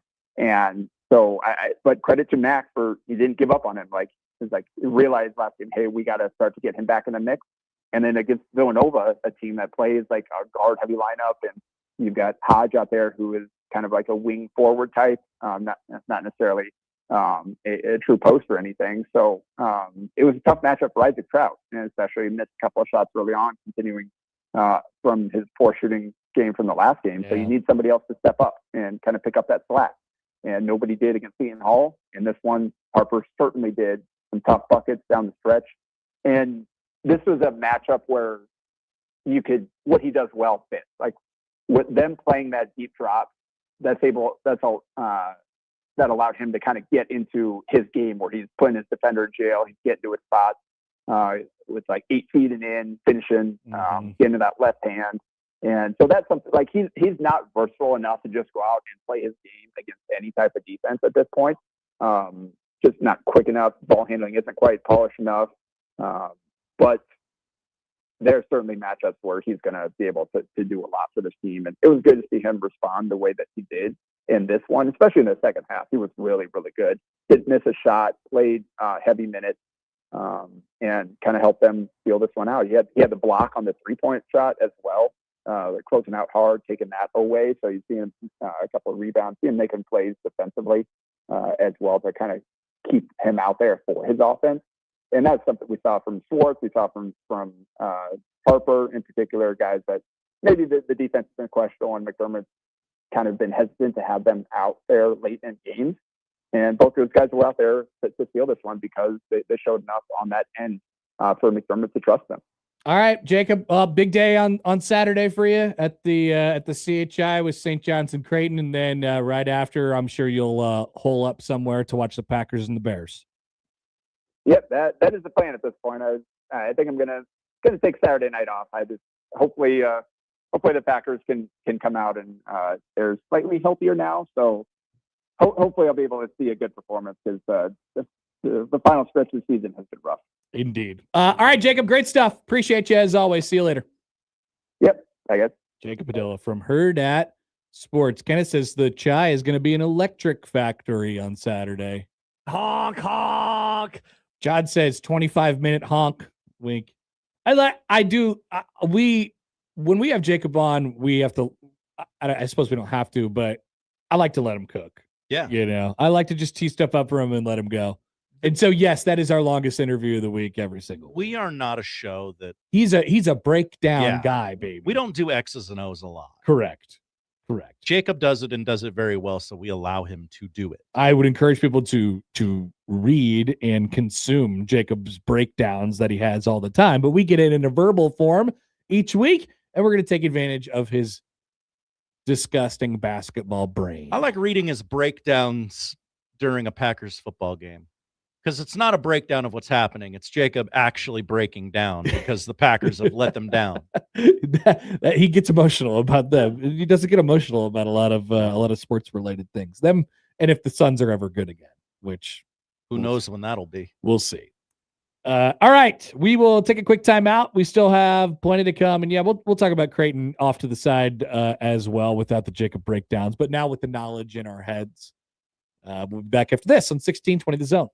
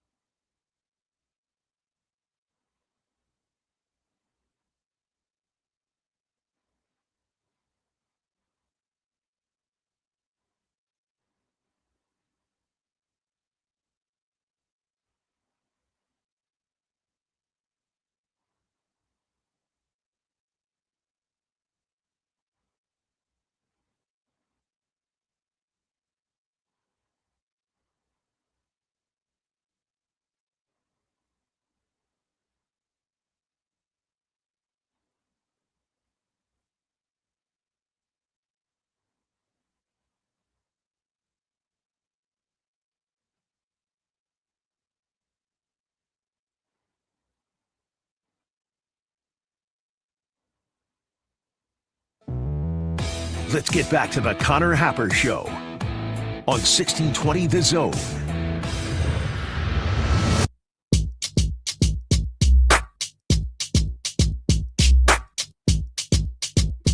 All right, you tell me. All right, am I making something out of nothing here? Probably, but let's talk it out. So, Nebraska football, we're in the transfer portal stage. It's been going on for almost a week now. Got about a week left, right? There's some things happening. Nebraska's gotten some people. People are getting a little antsy about not getting certain people, and we'll talk about that a little bit later on in the show. But here are the outgoing transfers. Here are the people that Nebraska has lost so far. All right. So Caden Vermas, Jamarian Parker, Dylan Raiola, Malcolm Hartzog, Preston Okafor, Maverick Noonan, Marcos Davila, Tristan Alvano, Roger Gradney, McShake Shack. Prude is back, right? He's out of the portal. Braylon Prude. That's right. Dylan Parrott. Sorry, I didn't mean to be mean about Dylan Parrott. Ramir Stewart. Bryce Turner. And now, is he one of the guys who was out of the portal too? So there was two guys who went into the portal and they came out of the portal. Houston Ka'aina Torres, Willis McGahee. Josh, I mean, how many people of that list have you even heard of? Dylan Raiola. Yes. Malcolm Hartzog. Yes. McGahee, you probably heard of McGahee. He played. I know his dad. And not to nice. Not to minimize the depth, the loss of depth impact that you have with the rest of the guys that I mentioned, because it's definitely true. I mean, I think they would have liked to keep guys like Shake Shack and probably I guess I don't know. I won't speak for them, but the point is, Tarver came back. Thank you, listener of the show. Tarver was in the portal and he came back. So not to minimize anybody's individual exits here, but a large scale takeaway at this point from what Nebraska hasn't experienced in the portal is they've not experienced a mass exodus. This is doable. This is work withable. Like the thing that sends people into a panic is when starters start leaving. Yeah. Right. And I don't know. People looked at we won't name players, player A, player B, player C. This guy is going to enter the portal. Oh yeah, and Keona Davis, who I guess he went in the portal but maybe not. Have you seen this? He's not actually in the portal. I don't have access to the portal. I don't know what's going on in there, but he's not in there apparently. All right. So do whatever you want with that information. But nothing freaks people out more than when like 7 starters go into the portal. That's a vote of no confidence. Whether right? you're a good team or you're a bad team the year before. Nothing freaks people out more. And that, as of right now, there are some portalings left, Josh. There are days of the portal left. There's a week left. As of right now, that has not happened. There was some portaling this morning. Some exit portaling and some enter portaling. Exit. Yeah. Who is our latest? Kenneth Williams. Oh yes, Kenneth Williams. You watched that video this morning. Right? What video? The one of him taking back the kick? Oh yeah, the one where Dannon gave him a "you do now." Yeah. Kenneth Williams. Thank you, YouTube commenters, and Josh, who I assume was just mirroring the YouTube commenters. I remember. No, Josh remembered. I don't know. What do you make out of that? It hasn't, like, I think there is some antsiness from the outside because Nebraska hasn't like got a whole bunch of big old defensive linemen yet, and or whatever. And maybe they're underwhelmed by the quarterback, or maybe they're underwhelmed by a variety of different things, which is all fair. But it's not like people are just saying, there's no way that this ever happens here. This I'm guy's out of turning his hat backwards. He's doing all this stuff. Yeah. I'm out of here. This is not me commenting on what I think their record is going to be next year. This is not me saying that this is like an overwhelmingly positive thing, but it's an observation. This has not happened. And a lot of people thought at the end of the season, especially when you end the season the way Nebraska did, that was going to happen. I say all this and remind people once again that there are still 8 days left in the portal and things could get hairy in a hurry. There's still another wave of the portal, I'm told, to happen. Oh, yeah. There's a wave. There's a second wave. There's a third wave. There's a lot of different stuff going on. Basically, how I see it, Nebraska hasn't lost hardly any production outside of its starting quarterback, which we all felt like that was sort of an untenable situation anyway. So, mutual split. Haven't lost a whole lot of production. They played without Hartzog for the entire year, basically. Yeah. He was the other guy. So obligatory. Obviously, you want depth. Well, but statement. And I also think it's good to have. But this is, if you just said, "Hey, 20 guys are going in," everybody in the country's got that, right? Whether it's depth pieces or not depth pieces. So I don't think Nebraska's outside of the ordinary. What was the stat over the weekend? 35% of the sport was 35% of everyone. Yeah. Yeah. Which I don't. So I mean, you're going to. Nebraska hasn't reached that yet. Yeah. Nebraska hasn't reached the industry number at this point. So this is not me saying, "Oh, look, they're going to be good," but I do like the idea for seemingly the direction that they're heading of continuing to stack, right? Bring guys back year after year after year, develop. And I understand that people's criticism is, well, the development's not really happening, or I can't really see it, or whatever. And that's a fair criticism, I think, at this point. It hasn't exactly been, linear. People want it to be linear, and that's not the way it always goes. But it is, it's for what I want them to be, and for what I think they want to be. You need to bring highly productive players back year after year after year. Otherwise, the plan doesn't work. Like, you got to play freshmen, you got to play sophomores, and they have to continue to play at Nebraska. They have to stay there. And that right now, for this team year over year, is happening. Just an observation. One name. People seem to be very angry about the Kenneth Williams loss. Oh, Kenneth Williams is a huge loss, they're saying. People are saying, you're hearing it more and more. What I was going to say is one name that's no longer in the portal is Connor's boy, Who's my boy? DJ Lagway. Well, where's he going? Baylor. Oh, Baylor. Nice. That feels, I don't want to say like right, but yeah, that seems like a fine spot for him. What did Pete Tweets say? Who Hayes broke the Fawcett news? report. Hayes Fawcett. Florida transfer quarterback DJ Lagway is committed to Baylor. All these nerds. Bruce Feldman. Sources, DJ Lagway is expected to transfer to Baylor.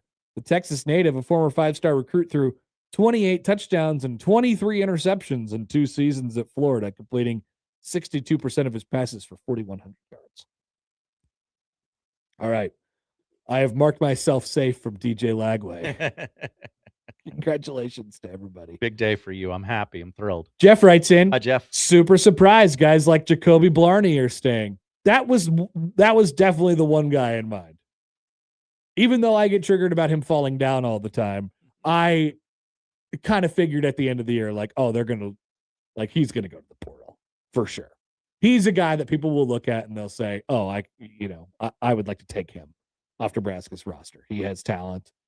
And so far, that has not happened. From the 402, not to minimize their exits, but I'm going to minimize their exits because I've never heard of them. Kind of. No small players, just undersized players or something. I don't know. Oh, another text from the 402. I don't follow Roy Manning yet, but texter says Roy Manning did the side eyes emoji on Twitter. Is this true? Roy Manning. Roy Manning. He's a Nebraska coach. Arch's brother. He's the defensive ends coach. They don't have a defensive line coach yet. We'll have a little bit more on that as we go on throughout the show. Just an observation from your dear friend Connor. Roy Manning did the He did side eyes? No, not side eyes. He did the police light, emergency light, something like that. Whoa. 53 minutes ago. 53 minutes ago. Yeah. Yeah, Husker Alex says he did a police red light emoji. Yeah, even yeah. better. That is way more urgent than the side eyes. Okay. There's no doubt about that. We'll put that on the poll. Which emoji shows more urgency? Uh-huh. Side eyes or the red light? I mean, I think it's obvious. All right, let's take a break. We'll get to Josh's Odd News coming up next on 1620 The Zone. He gives you the latest sports news, analysis, and commentary in a clean, concise, and disease-free way. See there? What a relief! Thank God! Wonderful! It's the Connor Happer Show on 1620 The Zone.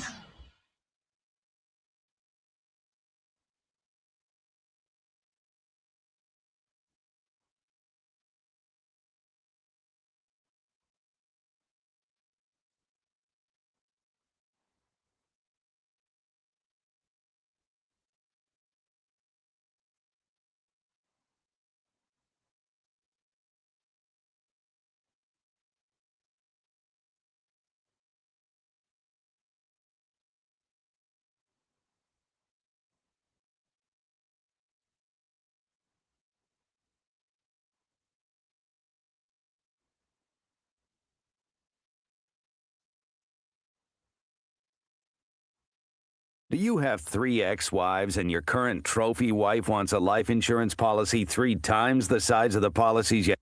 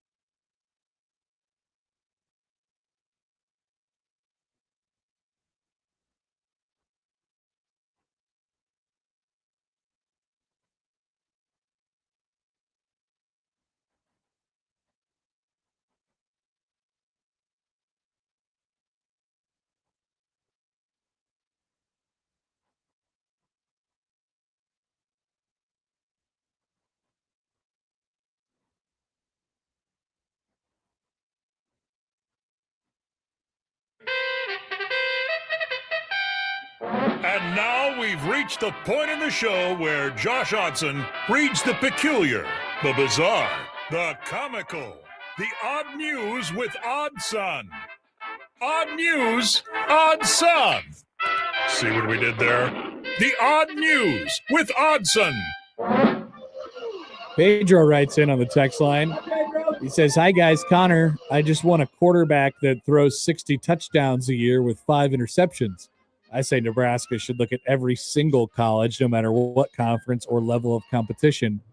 That guy, if he's thrown 60 touchdowns and 5 interceptions, that guy knows what he's doing." I don't think that there's probably any college quarterbacks who threw 60 touchdowns and 5 picks this year. But Probably would have heard about it. I could scour the rankings, the quarterback systems on D3 and D2 and check it out. There was certainly nobody in Division 1A or 1AA. Yeah, why don't we call it that? It's much simpler, much cleaner. What do we got today on the odd news, Josh? Well, we start in the National Hockey League. We go to hockey. This was in Seattle Tuesday night. Kraken. I thought this was going to be about the future of the outdoor game. Oh, it's going to Utah. Utah, yeah. Great what spot a for cool it. mountain. Yeah, it'll look great with the mountains in the background. This year it's in Miami. It was. Oh. It did not go well. Oh, it didn't? Did it melt? It didn't melt. It was inside the Marlins stadium, Yeah. so it wasn't, hey, look how outside we are. How'd they make it so cold in there? Great question. I don't know. I missed the pregame where they would kind of go over that stuff. But okay, sorry, keep going. No, you're fine.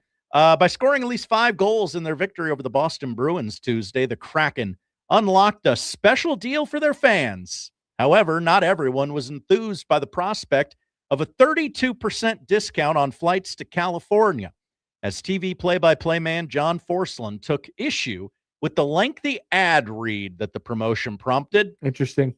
This means that all fans get 32% off Alaska Airlines flights to anywhere in California that Alaska flies, Forsland said shortly after the goal midway through the third period. Check out all the destinations you can as Decord comes up big by visiting alaskaair.com/getaway goals. As he returned to calling the action on the ice, he added his own commentary. "Now I'm done with war and peace," the play-by-play man said in reference. He continued, "Let's make the one longer next time. The powers that be that control these things have never read something and watched a hockey game at the same time. That's all I got to say. It's almost good night, folks." You know, it's a fascinating discussion. You know, some companies or agencies, whoever's, forwarding them these notes, they are a little bit more like, yeah, here's the copy point, but make it work for however you make it work. Just make it work. Get this across. And some are like, this is what I told you to say. You must say it. Legally, you got to say all these things. You have to say exactly that. So you just don't know if you're a play-by-play guy who's getting this literally on the fly. An index card. Yeah, to you or right. something. Read this. They should probably be a little bit more wary and say, let's probably tighten this up a little bit. Or maybe the play-by-play guy could do it in a moment that better suits it. Yeah. Something like that. I don't know. The ad read lasted 20 seconds. That's so long. This article says a not insignificant amount of time in a fast-paced sport like hockey. I would say so.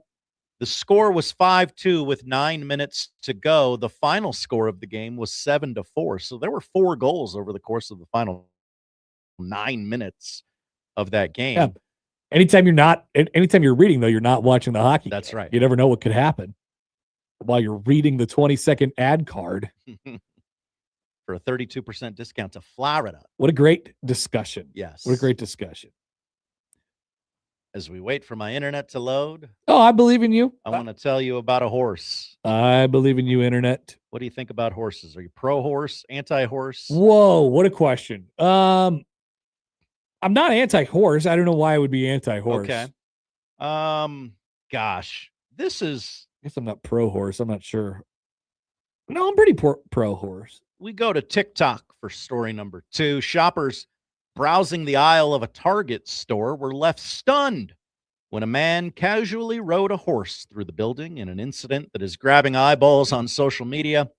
The video shows a man, identified in reports as TikToker Stephen Harmon, entering the store on horseback, accompanied by another individual Well, this isn't the horse's fault. Right. Good point, Connor. Yeah. Why do I need to be pro or anti-horse? Right. I'm anti-TikToker. Then you're going to really be anti this. Customers and staff looked on with a mix of shock and disgust as the horse calmly walked through the aisles. At one point, a shopper stopped to pet the animal. The situation escalated when the horse defecated several times on the store's floor. Sure. In the clip, an employee can be heard shouting, "What are you doing? Get out of the store with the horse." Yeah. The video ends with security escorting Harmon out after he completes a lap around the store. There's like a whole like a subculture, I guess, of TikTok, or like a corner of TikTok where their whole bit is they see what they could get away with in grocery stores, or they see how long it takes for someone to kick them out. And honestly, like, I understand why. Number one, they're trying to be funny and whatever. Number two, you are testing the people at the store, their ability to stand up for, like, how much do I care about if it's Walmart? How much do I care about Walmart? Right. And a lot of people's answer to that question is not at all. I don't get paid enough to think about this stuff. I'm not going to remove the horse from the store. I'm getting maybe $15 an hour. Right. I ain't going to bat for you. And so that's where we get this. That's where we get this corner of the internet, which is stupid and causes too many problems. I'm a keep the peace guy. We're going to go to Jersey for the final story. Oh, I will don't go read, there. I will read Sign you the Creighton headline. basketball. That's right.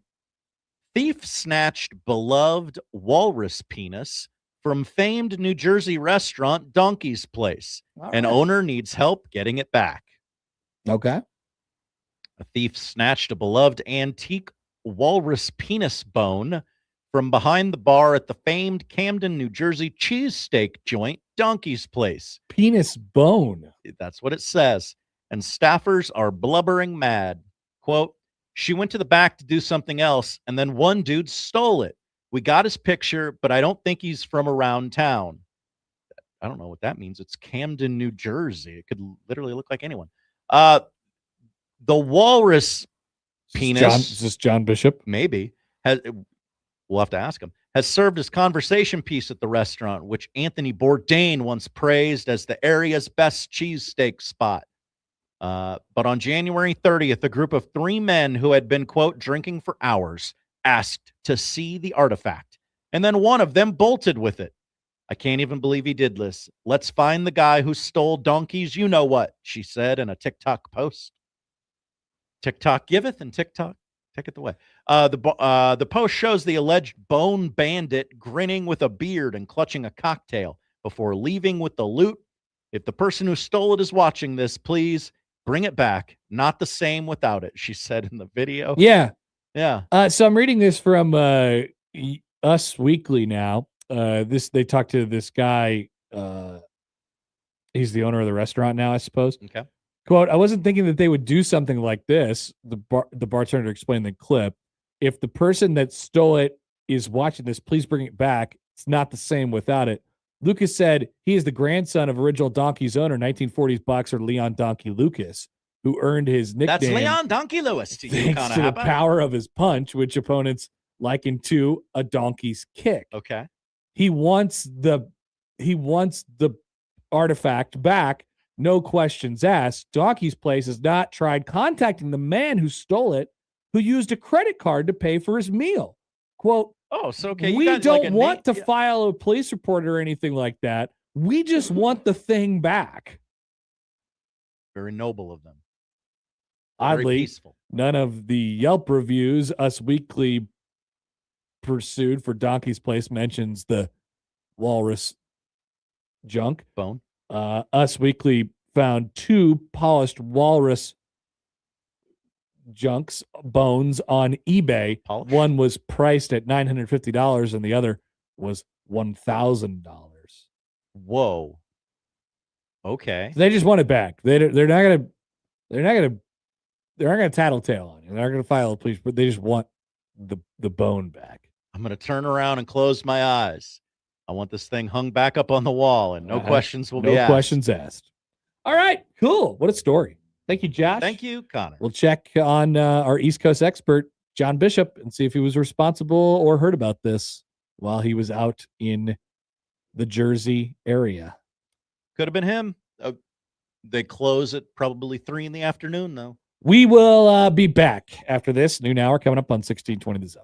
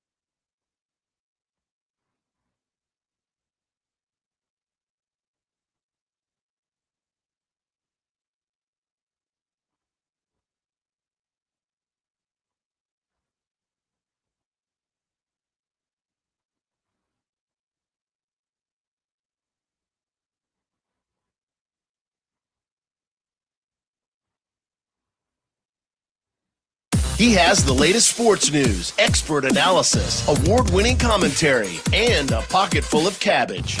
Can you give us an indication why? Just in case there's a sauerkraut emergency. Let's get back to the Connor Happer Show on 1620 The Zone. As announced this morning on Gary and Matt, Chris Stapleton is bringing his All-American Road Show with Dickie Lane to Lincoln on Wednesday, October 7th at Pinnacle Bank Arena. Tickets will go on sale next Friday, the 16th at 10. And listen for your chance to win them before you can buy them. Tickets. That's Chris Stapleton. This is a big concert, folks. And you will have your chance to do that on our show tomorrow. We're giving away tickets to the Chris Stapleton concert tomorrow. Tomorrow. This very show. Whoa. The Connor Happer Show. Okay, let's go. Now we've made it. Chris Stapleton. Josh, do a Chris Stapleton song. Whiskey. Pretty good. That's one of the words. Okay. What's the word before that, though? Cowboy. Ah, close. Damn. Tennessee was what we were looking for. If you would have had 3 more guesses, I think you would have got there. I would have got there pretty quick. Yeah. Would have got there. All right. Truth Circle. one of my guilty pleasure. I'll always watch these videos if they pop up my feed. I know they're garbage, and I'm not going to buy anything. There won't be any action taken off of this. But I don't know why I'm so attracted to the videos where the dudes are dumping just astronomical amounts of food into giant pots. Oh, okay. I will always watch that. During the break, I was scrolling through one of the feeds and I saw a man dump a giant bucket of rice into a boiling cauldron of it. Looks like they're creating some sort of jambalaya. Something like that. I watched it. I liked it. And I wanted to see the end of it, but they were really good. They cut the video off at a perfect time, and it left me wanting more. Oh, I watched him dump the whole big thing. We should do that. Like we need clicks, right, Josh? Desperately. So why don't we get it would take a little bit of an investment, obviously. But I mean, rice is pretty inexpensive. No, but you need the big giant wok. Okay. We need the biggest wok you could find. 1620 the wok. 1620 the wok. And then once a day, everybody takes their turn. Every single 1620 the zone host, everybody takes their turn at the wok, dumping stuff in there, and that becomes our content. I'm not against this, by the way. I click and I watch it every single time. There's a reason that it goes viral. I don't even follow these people. I just see the people dumping their rice into the woks or the chicken into the honestly, you need to get maybe the thing that makes it so attractive is you've never seen 45 pounds of chicken before in your life. And so you're dumping it into the pot. You're like, whoa. What if I had that much chicken? But we won't. We'll never have that much chicken. I don't have enough Tupperware. You'd have to buy all the chicken.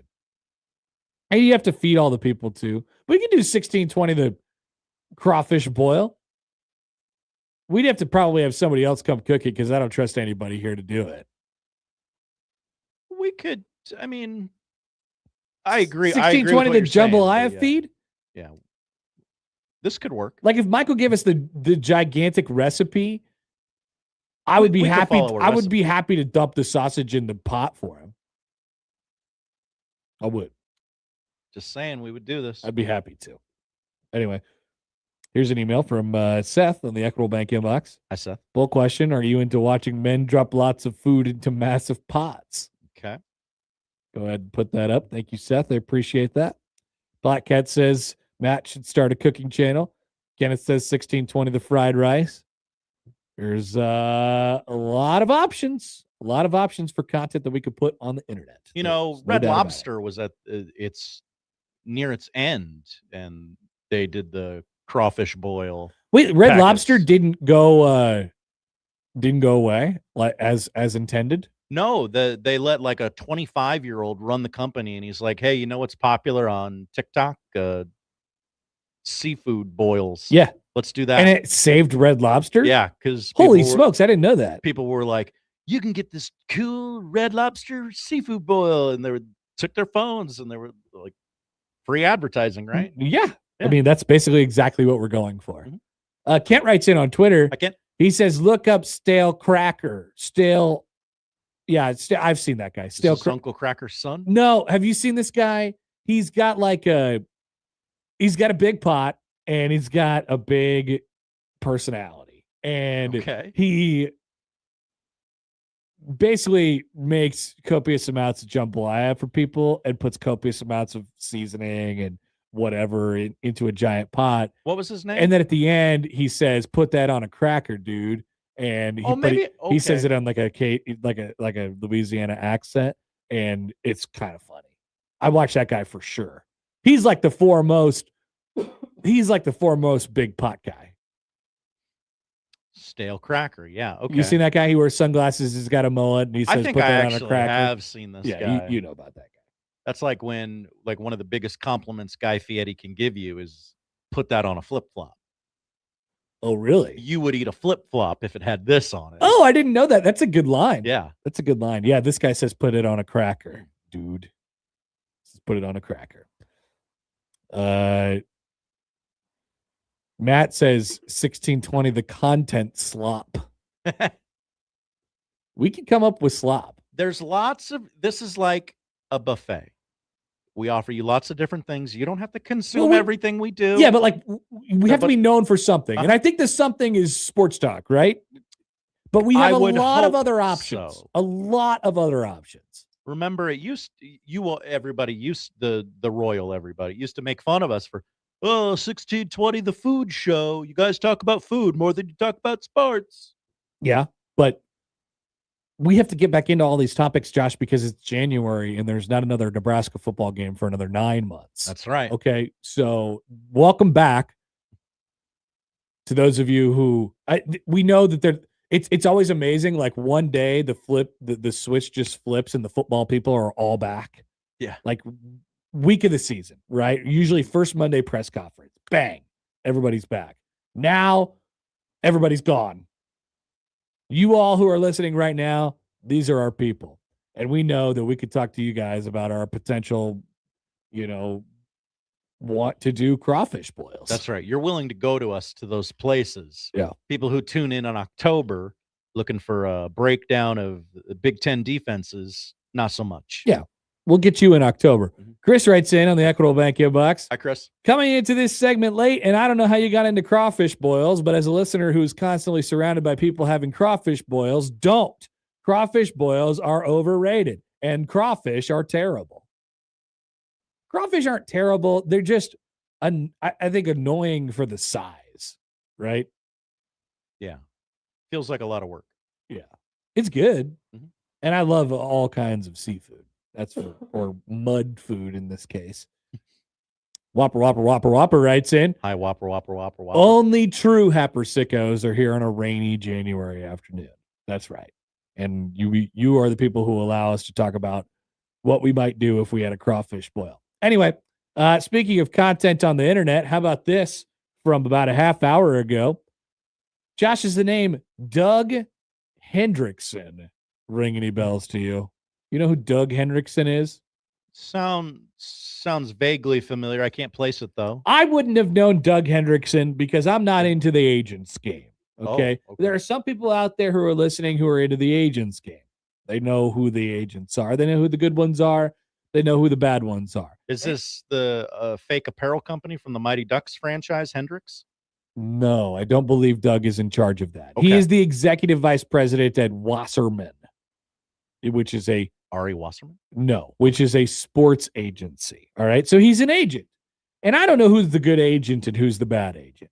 But Doug has made his intentions clear this morning. Doug formerly represented a young man by the name of Damon Williams Jr. And I say formerly because a half hour ago he said this: I have made the decision to end my representation of Damon Williams Jr. effective immediately due to philosophical differences. Damon is an incredible talent, and we wish him and his family the best in their future endeavors. I love it when people wish people the best in their future endeavors.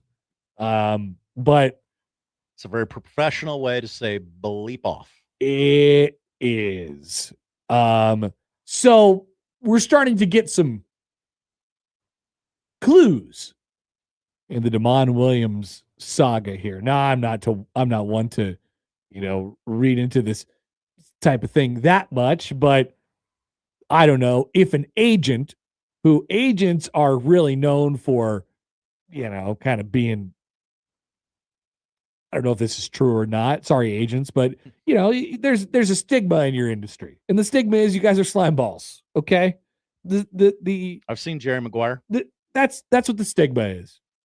It's stereotype. I don't know if it's true or not. I'm sure there's some agents out there that are great people, but the agents have a stigma, and it's that they are slime balls. And if this guy, who is a part of the agency slime ball community, is like, actually, I don't think I can do this anymore. This is too far. Something maybe is going wrong. If the agent of all of the people is saying, I just don't think this is a good fit anymore. Once again, we're talking about a quarterback who has potentially, who has millions and millions of dollars on the line, depending on what he can figure out from a contract perspective. That's right. Or what his agent now his new agent can figure out from a contract perspective. I'm looking at his client list. It is Damar Hamlin, Joe Milton, Max Crosby, Najee Harris, Rashee Rice. Uh-oh. Did you see his drama yesterday? No. Okay. Yep. There's some more. So the agent of Rashee Rice. Yep. He decided that said- Damon Williams was too much. Yes. Interesting. I don't we talked about this yesterday. This will be fascinating to see where this ends up. And I do think the whole college football world is sort of standing by and watching here. Are they really going to let this guy leave? Are they really going to let him stay? Are they I don't think he could go, as we talked about yesterday, Josh, I don't think he could go back to Washington. I just don't think he can. Yeah, I don't know how this shakes out in the end, but he ain't taking another snap at Washington. I just don't think. Yeah, I don't know. I don't think that anybody would allow that to happen at this point. But with that being said, he signed the contract that was theoretically supposed to keep him in Washington, and that contract also says, in theory, you can't go anywhere else if you're staying here. So can he go anywhere? Did he just screw himself for next college football season in search of money? And it's funny because, if LSU is the team that's on the other side of this, allegedly, LSU is the team that's on the other side of this. If they don't get him, then what's their loss? Great. They'll just move on to somebody else. Yeah. We might have had a player inadvertently try to enter into the transfer portal, but he chose the wrong door and he entered into the nothing portal. There's nobody here. And he's and he just so happens to be one of the best players in the Big Ten Conference / college football. One client I omitted when running down the Doug Hendrickson clients, young man by the name of Jed Fish. Yeah. Fascinating there too. Maybe a conflict of interest. Interesting little wrinkle. Something going on there. John also writes in on the Equitable Bank inbox. He says the agent was also Lanning's agent. Whoa. Old Dan. That's too many people. Chris writes in. Hi, he Chris. says he was the one who talked about how he didn't want us to do a crawfish boil because he says my LSU friends down here in Louisiana are convinced that Damon Williams is coming to LSU, which leaves Sam Levitt still looking. Tennessee, question mark. Is there any chance we get into the sweepstakes, or are we officially out on the quarterback market now? We meaning Nebraska. Yeah, Nebraska's out on the starting quarterback market. I would think so. They're probably still in the quarterback market, but they probably would not go get Sam Levitt. You're looking for a Jalen Gramstad type. If you go out and get Levitt or Damon Williams at this point, then Tiffy's leaving. Well, I think Colandry, Tony's why would I do this? I'm trying to get they just wouldn't do that to Tony at this point. They wouldn't do that to Tony. They wouldn't do that to Tony. I agree with you. I don't think they would. I don't think they would do it to Tony. But it's a dog-eat-dog world out there. Kenny did it to them. Kenny did it to them. There's Kenny, there's Tony, there's backwards hat Matt. Just a lot of different stuff going on. John writes in on the what is this? The text line. Hi, John. Williams could go play wherever he wants, but Washington controls his NIL rights, so they would get the money. Is that how it works? Is that how we're setting this up? Yeah, I feel like this can very easily resolve by just saying, okay, you don't want to play for us, okay, but we're not going to pay you. But if Washington can bar him from entering the portal, they could not submit his paperwork. Which once again doesn't do anything for Washington because he's not playing for them. Right. He's not going to play for them. But we're talking about pettiness here.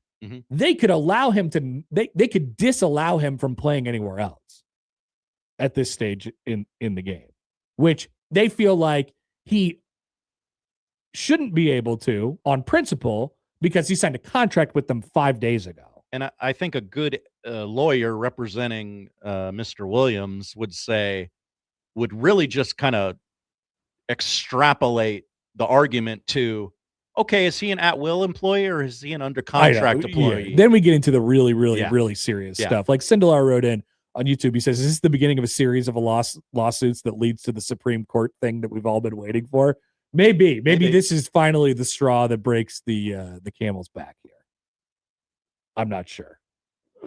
I couldn't tell you. One of these cases is going to be the case that just blows everything up. Yeah. I don't possibly it is this one, or we just get to the point where the dumbest possible thing happens again, which is also possible. But I mean, I imagine so many players would tell a lawyer, no, I don't want that. I don't want to be the guy. I don't want to be the guy to take this all the way down. Like, I'm not taking down the NCAA. Pick somebody else. Yeah. Choose somebody else. I just want to play football.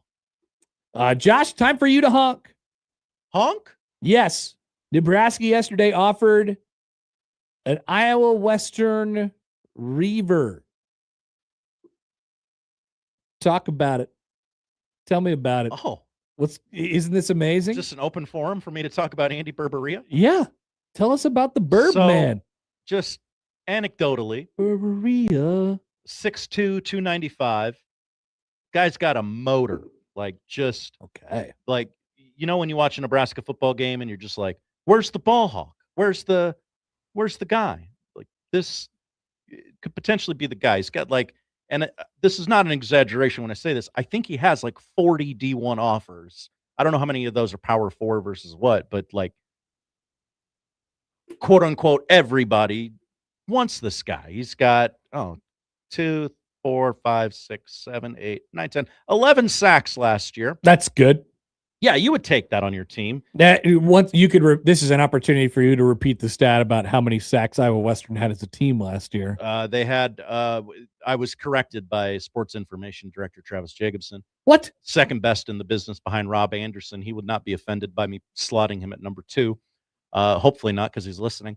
120. I believe the number after the postseason was 140 TFLs. This season. Oh, TFLs. I misspoke yesterday. Dude, I repeated that on a podcast. Wow. Now I'm an idiot. Well, just a couple of idiots on the radio. Damn it. Look at us. Well, the serious business on the podcast. People are going to look that up and say, well, they'll comment on the YouTube video. They'll get really mad at me. What? Iowa Western had 10 sacks a game last year? 18 and a half TFLs for Andy Berberia. That's good. Last year. Yeah.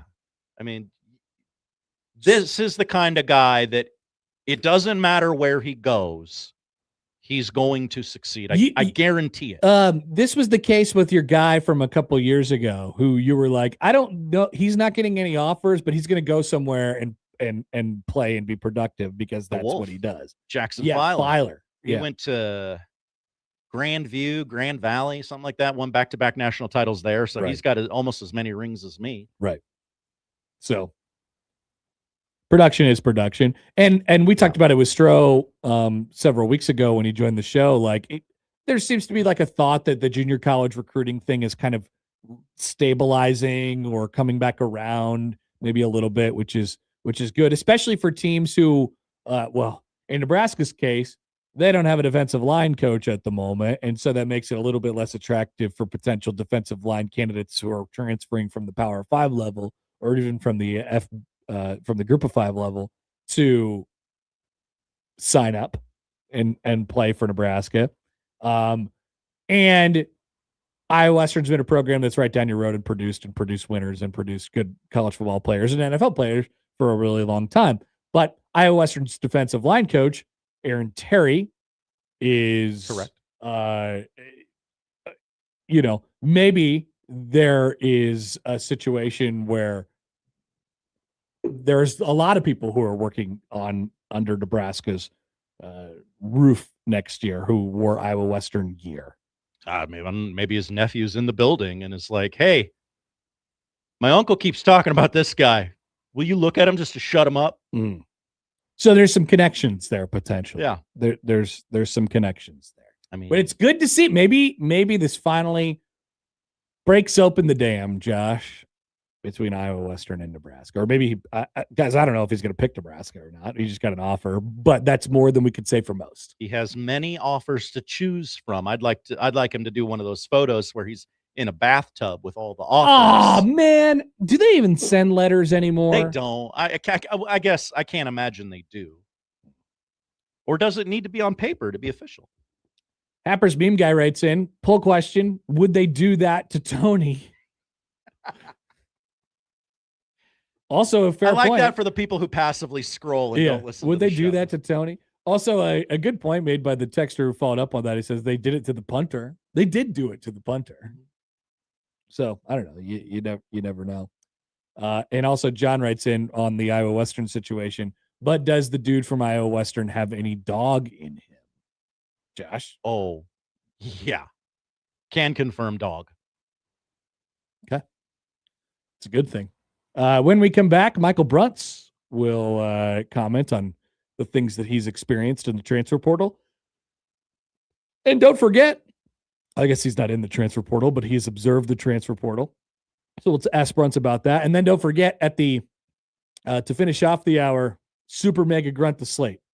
Grunting plus picks for the NFL this week. Not sure we've ever done it that way before. I'm intrigued. Coming up on 1620 The Zone.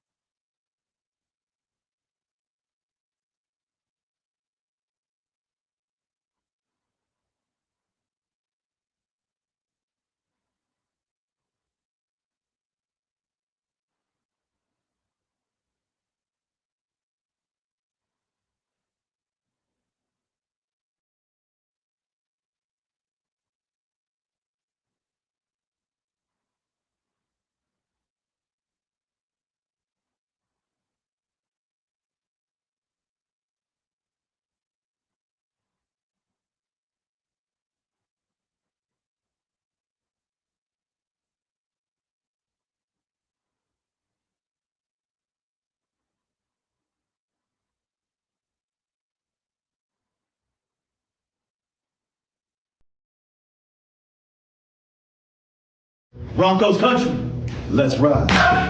Breaking news. Michael Bruntz. This is the second time that breaking news has happened right when I come on the show. That's a good life lesson to be learned in all this. If you're going to give somebody over $100 million, make sure they're not weird.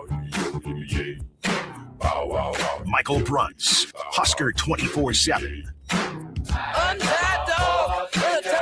Well, it's been a while since we chatted with Michael Bruntz of Husker 247. In that time, the Denver Broncos have become the number 1 seed in the AFC, which is amazing, which means Bruntz doesn't have to watch an NFL game this weekend other than to, do some scouting and potentially panic on who might play the Broncos next week. Hello, Michael.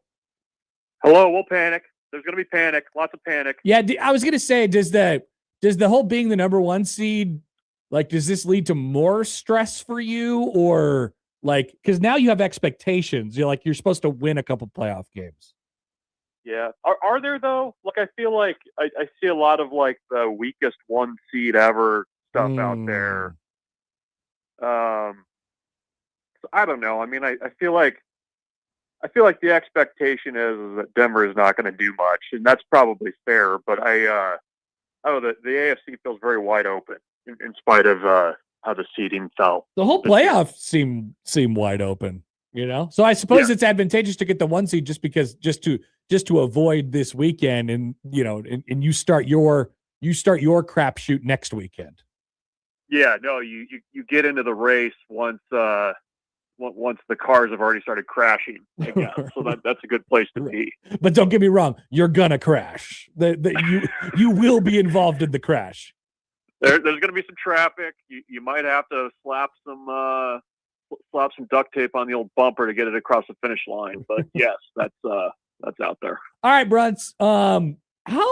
Let's go through this here. So one day, quarterback for Nebraska is Kenny Minchie. The next day, it's Anthony Calandria from UNLV. First of all, as a Mountain West football watcher, I assume you have more of a formed opinion on Tony than most do. What are your thoughts? He's fun. He's really fun. I know that.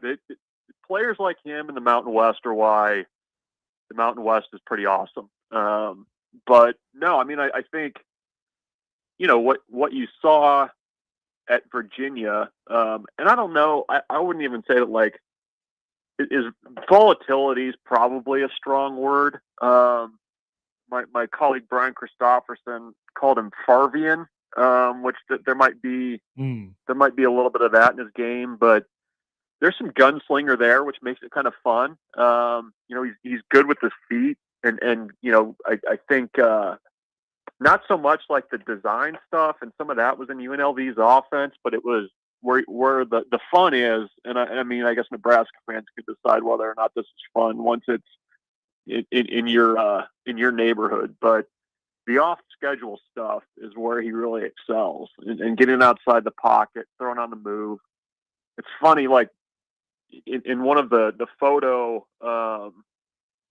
things that we have access to at 24/7, one of the first photos of him, he's throwing a football and he's probably at a 60-degree angle to the ground. And so it's the perfect picture for what he's able to do. But, he had the 13 turnovers, when he was at UNLV, but, at least, the numbers were better, and he kind of gave a little bit more balance with the ability to run as well. So, I'm curious, what direction the offense goes. I mean, when we were in Las Vegas, Dana Holgerson says, we're going to kind of build around whoever we've got. And, at least as of right now, you've got 2 quarterbacks that are definitely mobile, have arm talent. So, what's this thing going to look like is a big question now. But, at least there's, in the 24 hours from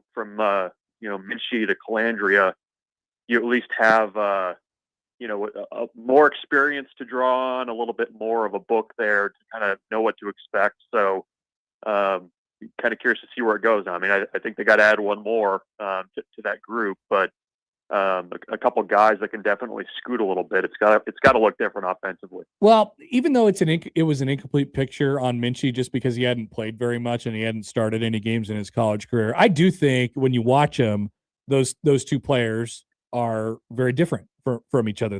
Their styles are different from each other. And Calandria is probably, he's way more of that gunslinger sort of volatile type of quarterback than Minchie appeared to be just watching him. So I'm curious, Bruntz, like how did it end up there? Was it a situation where Nebraska just went to next available guy and sort of, is going to build a plan around that, like you said? Or was this a conscious, like, no, we need, if we're not going to have Minchie, we need someone who could really be dynamic and make plays and get us out of sticky situations? Yeah, I think it was. I think it was more the pivot. I mean, they're very aware of him. Glenn Thomas had been out that way a few years ago and has contacts out there. But I think it was who's out there. What do we like? And you kind of had that like next four group of guys that Prebula, Aiden Childs, I guess, was discussed, but he's obviously going to Northwestern. But I mean, there is very much kind of a similar skill set there, I guess, of guy that can run and throw it. I mean, I think with Minchie, I mean, you had the ability to run the ball if you needed to. I think he was probably a little bit more of a thrower than maybe what he got credit for. But it's also hard to know. I mean, the 26 throws that he had last year, a lot of them were, you're up 40 on Syracuse and Notre Dame's still in there throwing. I mean, it wasn't like, really high stress situation. Right. But, I just think it was kind of like, okay, like Dana said, I mean, it's kind of like the best available guy they could get. And, that's who they settled on. So, at least the one thing, I guess, that they added, like I said, I mean, you guys got 30 career college starts under his belt, and there's probably a little bit of value in that, at least kind of coming in and knowing how to run things as a starting quarterback. Defensive additions aplenty over the last couple of days, although not any on the defensive line yet, which has got people a little bit antsy, but you've added 3 linebackers. No. Yeah, I think people are a little, I don't know. Do you run a message board? Are you able to tell that people are a little antsy? Yeah. People are antsy. But the linebacker spot, you've added 3 guys there. I'm curious of what you see, whether it be reading, the personnel, like in the strengths of those guys and what they've done, and then combining it with Orich's defense and the role of the linebackers. Like, what are we able to glean from their ads in that room and the role of those guys in this new system? Yeah, just for the record, I'm not discounting the hand wringing about the defensive line. I mean, that's a legitimate concern. Yeah, for sure. But I think when you look at what's in the boat now, Owen Chambliss, the linebacker from San Diego State, had to be pretty high towards the top of Nebraska's priority there. I don't know that we probably going into the portal discussed as much as maybe we should have just how big of a need linebacker was. I think Nebraska really needed more erasers at that position this year than what they had. Certainly the defensive line play didn't help that group, but you didn't have kind of the John Bullocks that were able to kind of just make plays and kind of cover up some of those deficiencies up front. But Chambliss is extremely productive, knows the defense. I think has always kind of been a favorite of guys on the West Coast within our company just because of his ability to play a number of different positions. He's a sure tackler. And you just need somebody in the middle of that defense. I mean, it's almost like having a good shortstop in baseball to just kind of make everything work there. And so that was really important. And, I think you probably look at that situation and say, well, you follow an Orich, it's a slam dunk, but, Nebraska really, beat out some teams that were trying to get in the mix for him, that were looking for productive linebacker play. So that was big. Dexter Foster probably doesn't jump off the page as much as maybe he should. He was recruited by Rob Orich when Orich was at Idaho. Ended up at Oregon State, which also bases out of a 4-2-5 defense. So that familiarity is there. I know from talking to people that, are familiar with his at least the last 2 years, that, they really liked the way he ran. Probably could have benefited from a redshirt year right out of the gates just because of the frame. I mean, he's got a good frame, but he was pretty light when he came out of high school. So, you add him, you add Chambliss to the mix along with Shavers. That's a pretty good 3-man rotation, I think, at that linebacker spot to start with, and kind of rebuilds things a little bit there. I mean, obviously you have Dawson Merritt in the mix, Christian Jones in the mix, but I think he needed to add a little bit more experience there. And obviously, the name of the game the rest of the way is going to be adding some defensive line help as well. But I mean, those linebacker additions, I think, are pretty important in kind of making this defense go, and probably McDougal, the safety from San Diego State too. I mean, you got to get better up the middle of that defense, and I think that's kind of where they focus their efforts right away. All right, so check this out. Speaking of defensive line help, maybe you've seen this already. Nebraska just got a commitment from Anthony Jones, who is a defensive lineman from most recently UCLA, but he has also played at Oregon, Indiana, Michigan State, and then UCLA. So we're going on school number 5 in 5 years for Anthony Jones, Nebraska's newest defensive lineman. Yeah, and I believe some of those schools weren't even in the Big Ten when he was there. So, like, you're not even getting the I mean, it's like a tour of the Big Ten. I think well traveled is probably the best way to put it. But yeah, I mean, that's a good start. I mean, he's more of an edge, but that was going to be an area where they were going to need some help too, and just kind of rebuilding things. And kind of looking at his numbers, and I don't know how good of a fit UCLA was defensively. I think UCLA had a lot of issues on defense last year. But a guy that you bring in, you hope that Roy Manning kind of works some magic there, and definitely a guy that's played a lot of football, as you documented, pretty well traveled. So that's a good start for the defensive line. You're probably looking at 3 guys that you have to add in addition to him, just to add a little bit more to that room. So I mean, interestingly enough, Keanu Davis still isn't officially in the portal yet, despite announcing he was going to do that 4 days ago. So maybe something to monitor there as well. But they're actually batting a pretty good percentage of that first wave of portal visitors so far, and kind of reset things a little bit and get into the second wave here, which is going to be defensive line heavy. They're not done along the offensive line either. I think you probably need to pay a little attention to some of the 4 teams still playing and who might be on those rosters. So a lot of work left to do, especially just kind of solidifying both of the lines.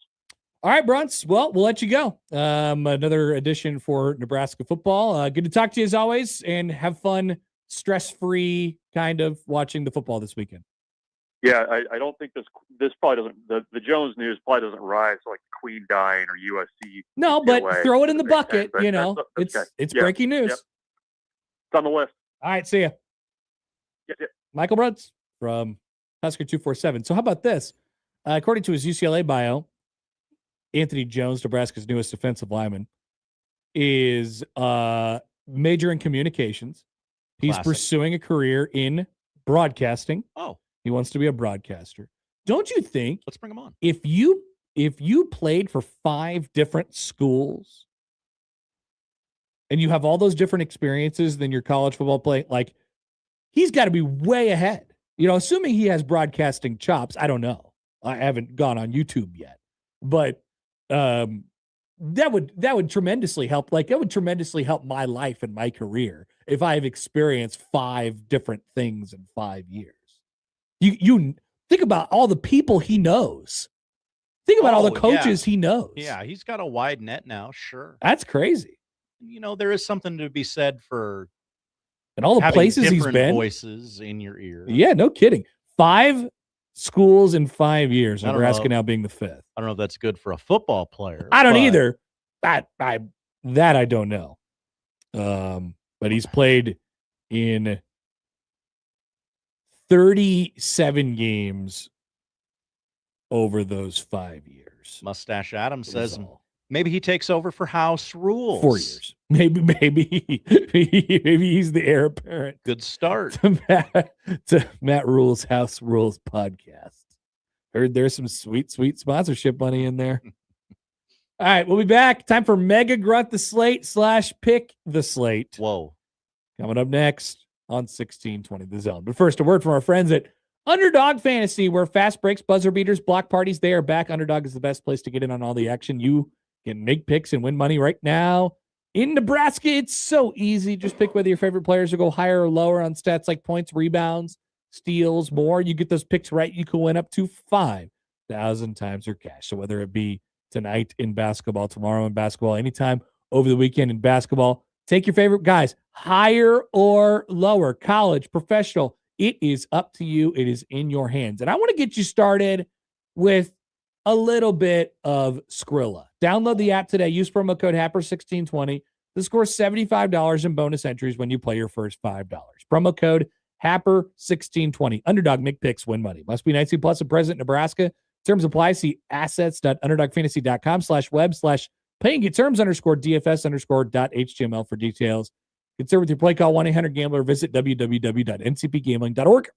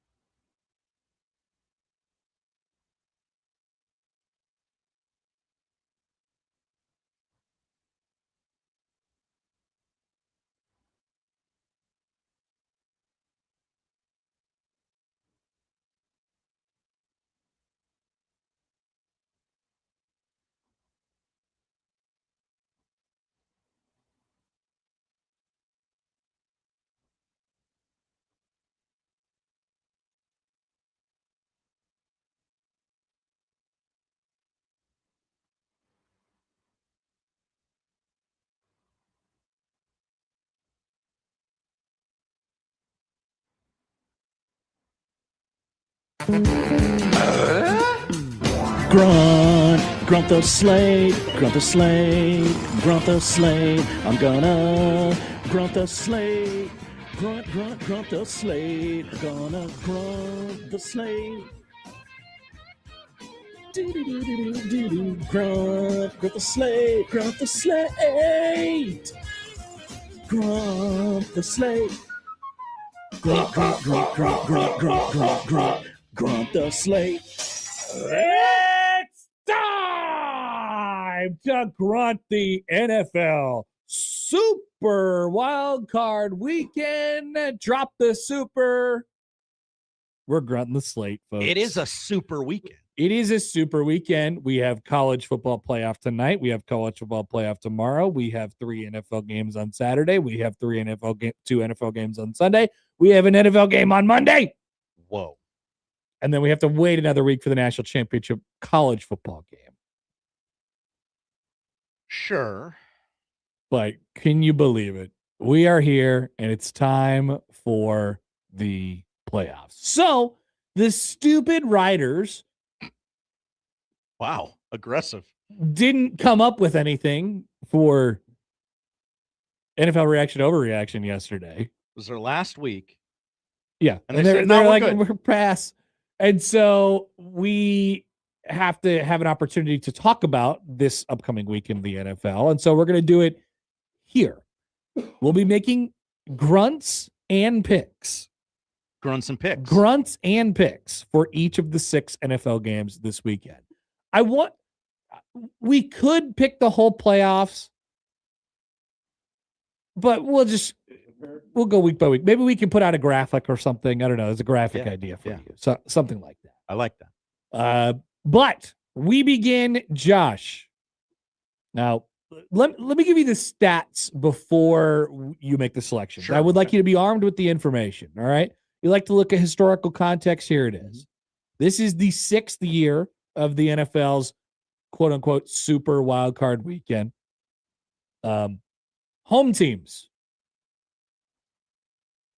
after dropping 4 out of the first 6 in the first year of this, they are all the way up to 21-9 in the super wild card round. Home teams are 21-9 in this, it's the wild card round.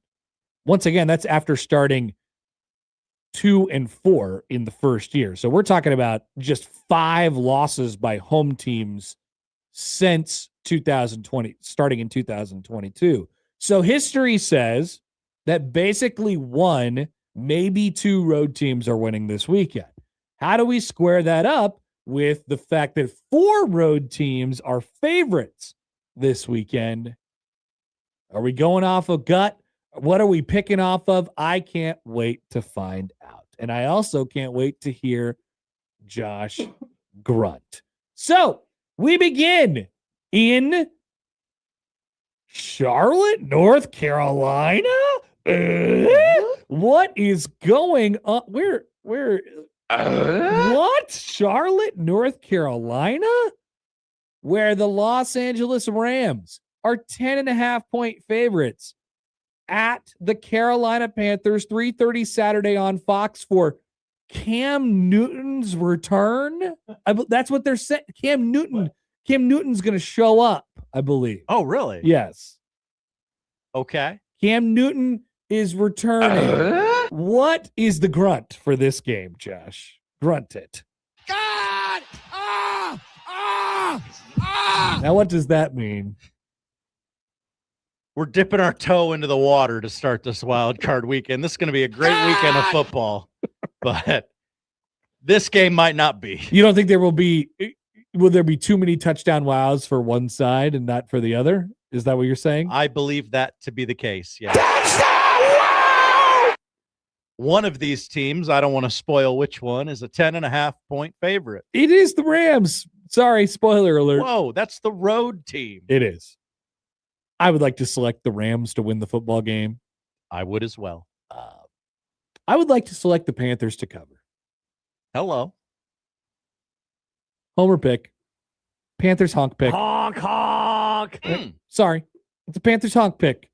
But I'm still not picking them to win the football game. Although it'd be funny if they did. How could you? It'd be funny if they did. Everybody agrees universally, and everyone's, whether you're doing a playoff draft, a playoff ranking, whatever it might be, this is the worst team. And who's to blame them? Confidence picks, whatever. It would have been, and frankly, it would have been the worst team if it was the Bucs as well. Nobody has any confidence in the Bucs. So it's not just the fact that it's the Panthers, but the Panthers have to fall on the sword for the worst playoff team this year because the Falcons went out and did what they did on Sunday, and Carolina got to make the playoffs, even though they lost. And they fired their coach. Fantastic. So Carolina to cover the 10.5. Rams to win the game, and the grunt is God! We move on to Saturday night on Amazon Prime. That's right. This will be one of Kirk Herbstreit's cross-country flights with his dog. Biggest week of travel of the year for Kirk. It'll be to Chicago. 4,000 miles this week. Oh He's my. got to go to Tempe. He's got a whole social media team. Yeah, wherever the hell the game is tomorrow. No, he's going. Yeah, he's doing the game tonight. He's got game day Friday. He's got game day in Atlanta, and then to Chicago. That's right.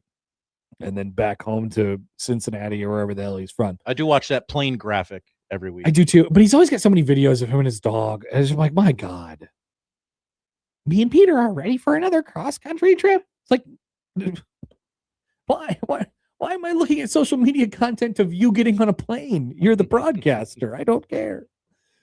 I don't care if you weren't the broadcaster. You're not even the play-by-play guy. The 7 seed in the NFC, the Green Bay Packers, are 1.5 point favorites at the 2nd seed Bear down Chicago Bears. Grunt it. I'm going to do it.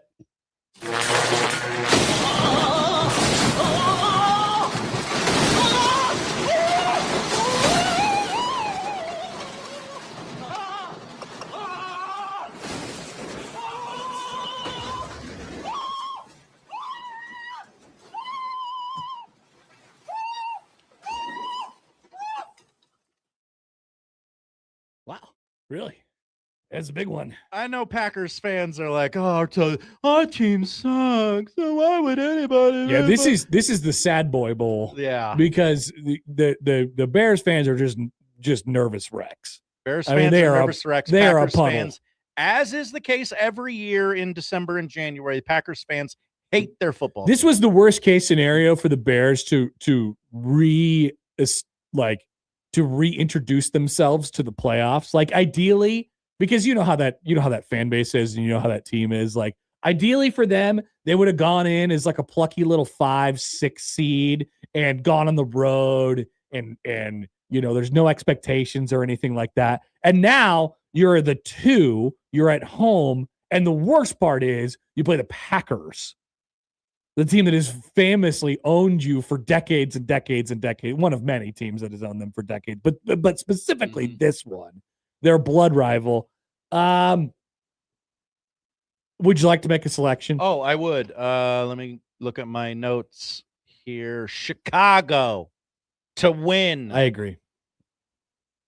I could overthink it and make the case for the Packers, but I'm also getting 1.5 on the spread, so I'll take that, but I'll also take them to win the football game. Give me the Bears. And this is not me like being like, oh, I just don't believe in it. Like, there's a reason why I got the Home Alone grunt. It should be fun. It's a sexy and matchup. Something crazy is going to happen, just like the last time these two teams played a couple weeks ago. It was the NFL deemed this to be the main event of the weekend and awarded it to Amazon to strengthen that partnership instead of giving it to NBC, who essentially got an extra playoff game last week. Like we always talk about, what if they televised the TV draft? Well, some of that stuff actually came out with the NFL this weekend as to why Amazon got the best game of the weekend, because the NFL said NBC got an extra playoff game with Steelers Ravens. So we're not going to give them the game we deem to be the best game of the weekend. Oh, fascinating. Yeah. I didn't know that. Yeah. That was the first time I'm hearing about this. It was a good read. Okay. So we're both picking Chicago. What could go wrong?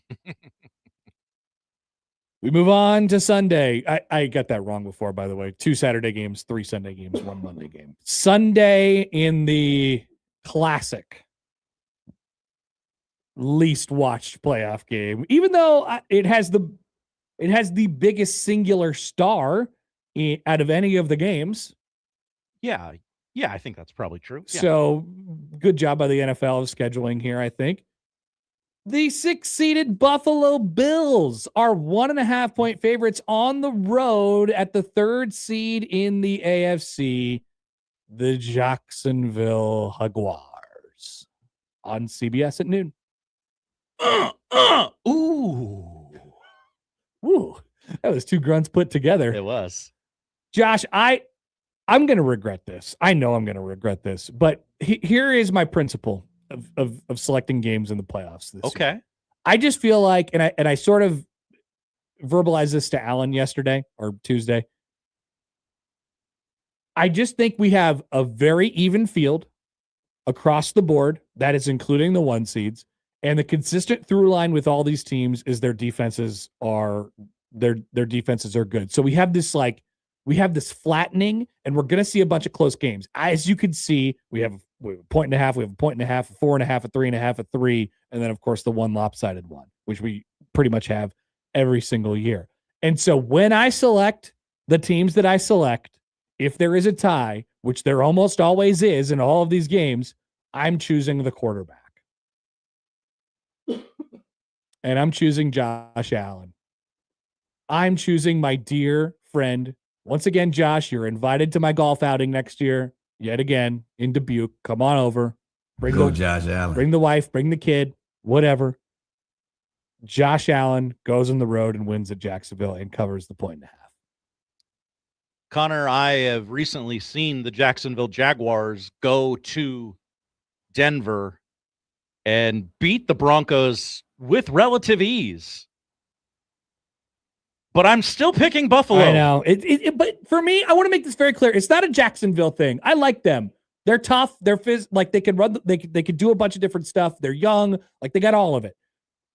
I'm just going with the quarterback. I'm just going with Josh Allen. Okay. Sue me. This is maybe the worst Josh Allen Bills team. Yes. In the Josh Allen era. Yes. But also, if not now, when? I know. Patrick Mahomes is not there. Sunday, 3:30. No Lamar, no Burrow. On Fox. Fascinating. The 6th seed in the NFC is the San Francisco 49ers at the Philadelphia Eagles, who are the 3 seed in the NFC. The Eagles are a 4.5-point favorite. Josh, would you like to grunt this game?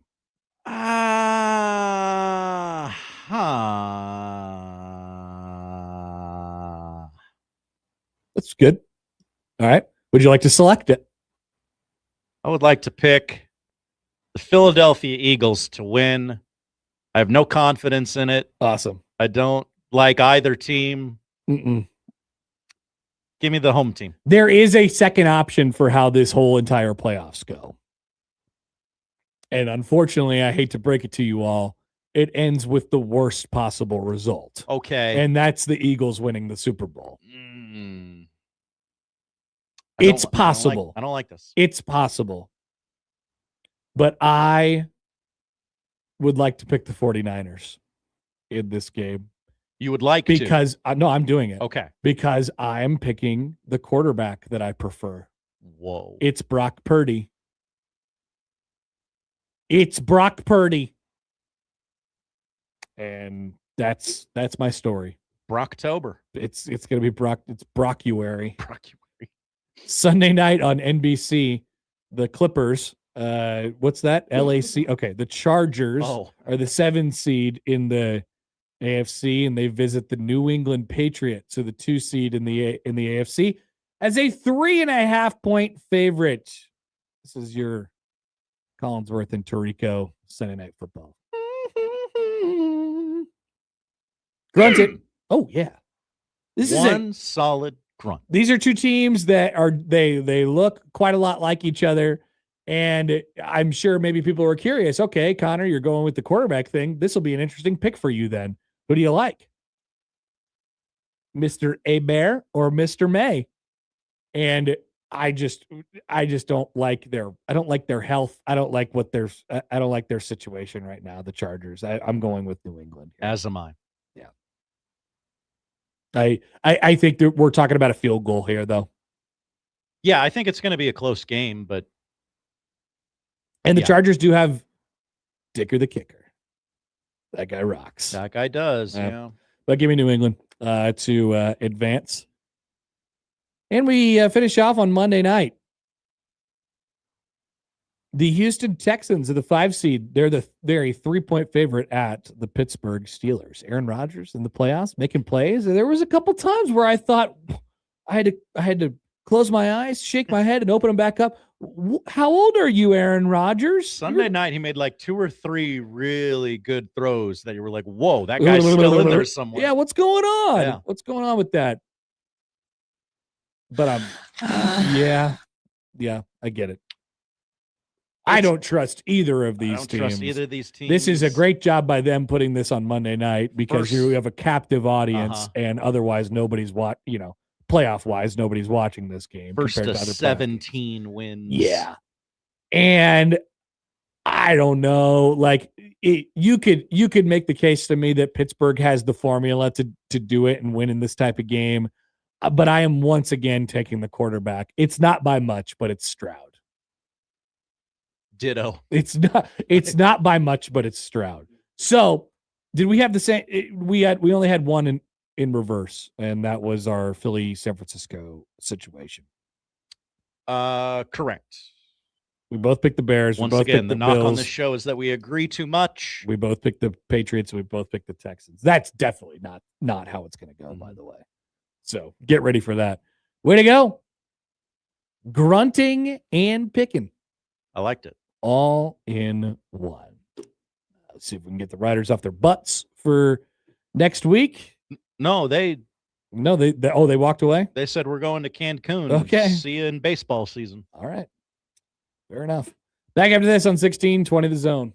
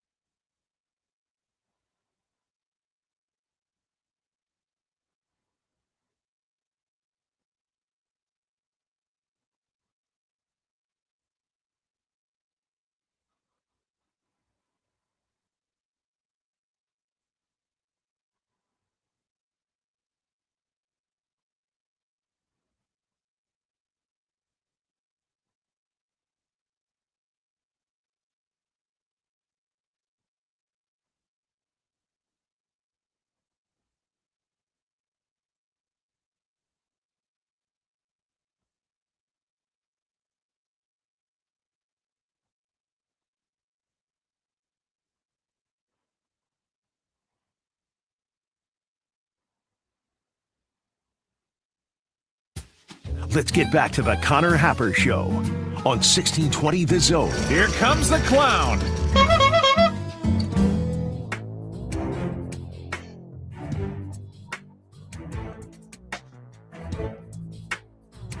A couple updates from Tim Verghese of Inside Nebraska. Hey, Timmy. He reports that another defensive lineman is on campus right now. Hello. Don't let him leave. Tawfiq Thomas. TT. A defensive lineman who would be transferring from Colorado. Did he bring the Louis bag? 6'4", 300 pounds, was a rotational player last year and started his career at Louisville. I like this. Played at 100 different schools. Just, yeah, figure it out. You could get on some the field. Yeah, get in where you fit in. Well, you could get some. You could get some inside information from some other schools. Check out, see what's going on over there. See what's going on over there. But also, you need players as well. Really, kills two birds with one stone. All right, tonight is the college football playoff semifinal number 1 for all the VRBOs, as Josh would say. You can if you win this game, you can take a shower for as long as you want. Nick Saban will let you. It's fine. What is that in reference to? The VRBO commercial where Nick Saban says, oh, see, I don't really watch commercials. They go to, this one you've seen 11 million times this college football season. The family enters Nick Saban's rental unit and he says, no showers longer than 5 minutes. This isn't a spa. I've not and seen then they're that. like, at a VRBO, you can do whatever the hell you want because the owner isn't there prying. I have never seen that. Everyone listening to this has. I am certain that I have seen it, Yeah. but I don't know what you're talking about. Genuinely. That's fine. I don't know what you're talking about. That is probably that is a real wake up. I'm happy for It's you. a real wake up call for me. No, I probably need to stop scrolling Twitter during football games. Am I really that locked into what's going on my phone that I don't even hear that? It makes sense to me that Nick Saban was in many commercials, but that does not even ring a bell for me. Doesn't even ring a bell. Saban is legitimately funny in this commercial. He's funny. Yeah. I like him and him in stuff. And he didn't swear, which is a tremendous streak. Yeah, I know. For him, apparently. He has been swearing. He just casually swears on College Game Day now. Yeah, and nobody seems to care. From the 402. Hi, 402. Do you pound your head with the rock you live under? I don't know. I've watched a lot of college football this year. That does not ring a bell, literally whatsoever. Austin says when they're all sitting in a hot tub together, I think it's funny. No, yeah. I'm sure. I'm sure it exists. I'm not discounting you guys. I just don't know what you're talking about. Poll question up on Twitter at Happer Show. Have you seen the VRBO commercial where Nick Saban owns a rental property? Yeah, I'm sure that's going to be like 90%. Yes. Yeah. But I am one of the 10% who doesn't actually know what that is. All right. So I think we're looking at a grinder here. I think we're looking at a bit of a grinder. But before we get into that, let's stop and smell the roses a little bit. No, the VRBOs. Smell the VRBOs. Let's stop and smell the VRBOs. We have Ole Miss, Miami, Indiana, and Oregon in a college football playoff semifinal, which I know I might seem like the guy who, I want my brands to be in there and all these different things. I appreciate the sort of, I don't want to say rarity because I don't know that this will prove to be a rarity of what we have with these 4 teams left, but it is a real illustration of how, the matchups matter and all that different stuff, all the same things that we talk about with the college basketball tournament when it comes up. It now is a thing in college football. If all things are even, this, and this really matters. And here we are. And these 4 teams have made enough plays to get where they're at. Indiana, obviously being the favorite to hoist the trophy, which is not a crystal ball anymore, sadly, at the end of the day. That's right. Yeah. That hasn't been that way for a long time. But here we are. Stop and smell the VRBOs. I think it's one of those, with the quarterbacks and with the team set up the way they are. I think it's one of those kind of like, coincidentally enough, we were just talking about the Bills and how apparently both Josh and I think that the Bills are going to go to the Super Bowl, which it sounds really, really weird to me. But I think it's going to be one of those Chiefs Bills type of like those games don't get enough credit for how just nip and tuck they are throughout the game, because all we remember about those classic playoff games is the stuff that happened in the last minute and a half, right? Which there's a reason for that.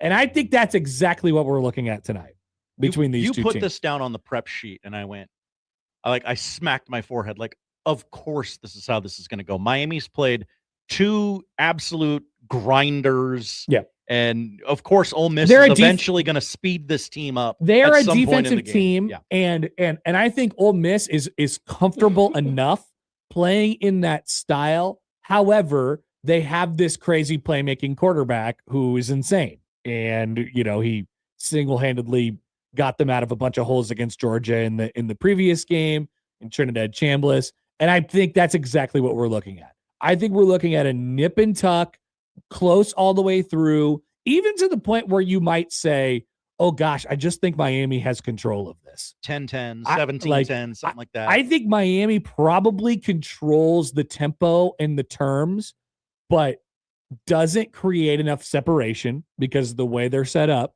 and loses at the end. And so I will pick Ole Miss to appear in the national championship game, even though they just lost their coach to LSU several weeks ago. And between the quarterfinal and semifinal, lost more coaches. Unbelievable. And meanwhile, it looks like they're coached by the guy who looks like he's got a perma chew in his mouth. I don't think he does. Is he chewing tobacco? It doesn't, I don't think he actually is, but it just looks like he's chewed so much tobacco in his life that his lip is like that. I think he has the Chipper Jones perma-dip lip. I'm going to do what we did in the last segment and I just think that Miami's quarterback is a little better. You do?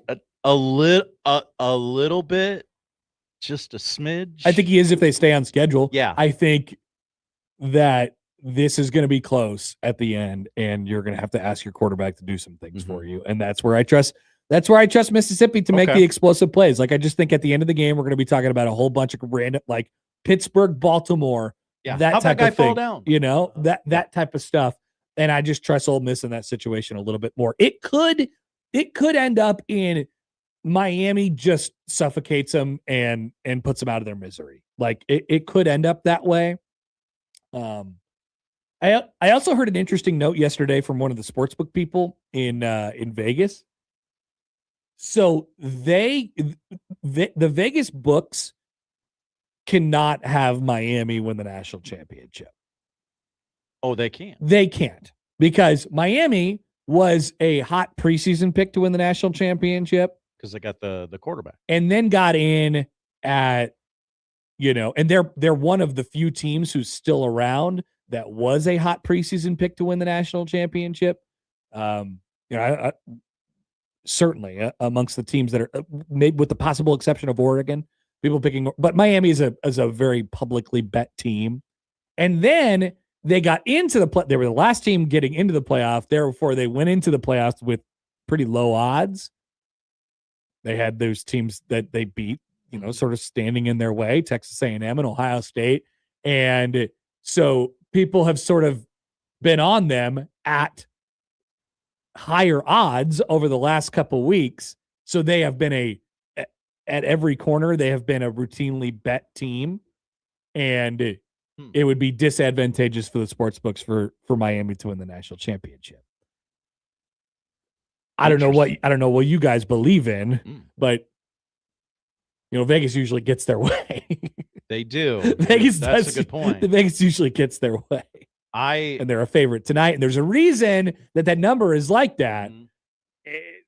they're trying to, hedge out their money the other way. So I'm for exclusively football reasons, I'm taking Ole Miss tonight, but it was nice to get that little kiss of a cherry on top of like, oh, okay, that makes me feel a little bit better. I love the breath of fresh air that this matchup feels like. I don't know that we're going to get this every year, so I'm going to enjoy it. Just kind of a random champion generator that the CFP has become this season. Mm-hmm. I still think the most likely team, Indiana, is going to win the championship. I know, but it's still Indiana. I'm going to enjoy the ride. It's still Indiana. Yeah. It would still feel very random, even if it's the first of 10 in a row. You're right. They're the best team. They should be the favorite to win the national championship. I think if you were looking at this objectively, you would have said this 2 months ago. But I'm even excited about tomorrow's Indiana-Oregon matchup, even though they've played once this season, because I don't think Oregon played all that well. That might have been because Indiana's that much better than them, but I'd like to see Oregon try again. It's different. It's new. Yeah. It's fun. I like they it. Got more. Fun. They got more Mark Cuban money now. Mm-hmm. Yeah, that was weird.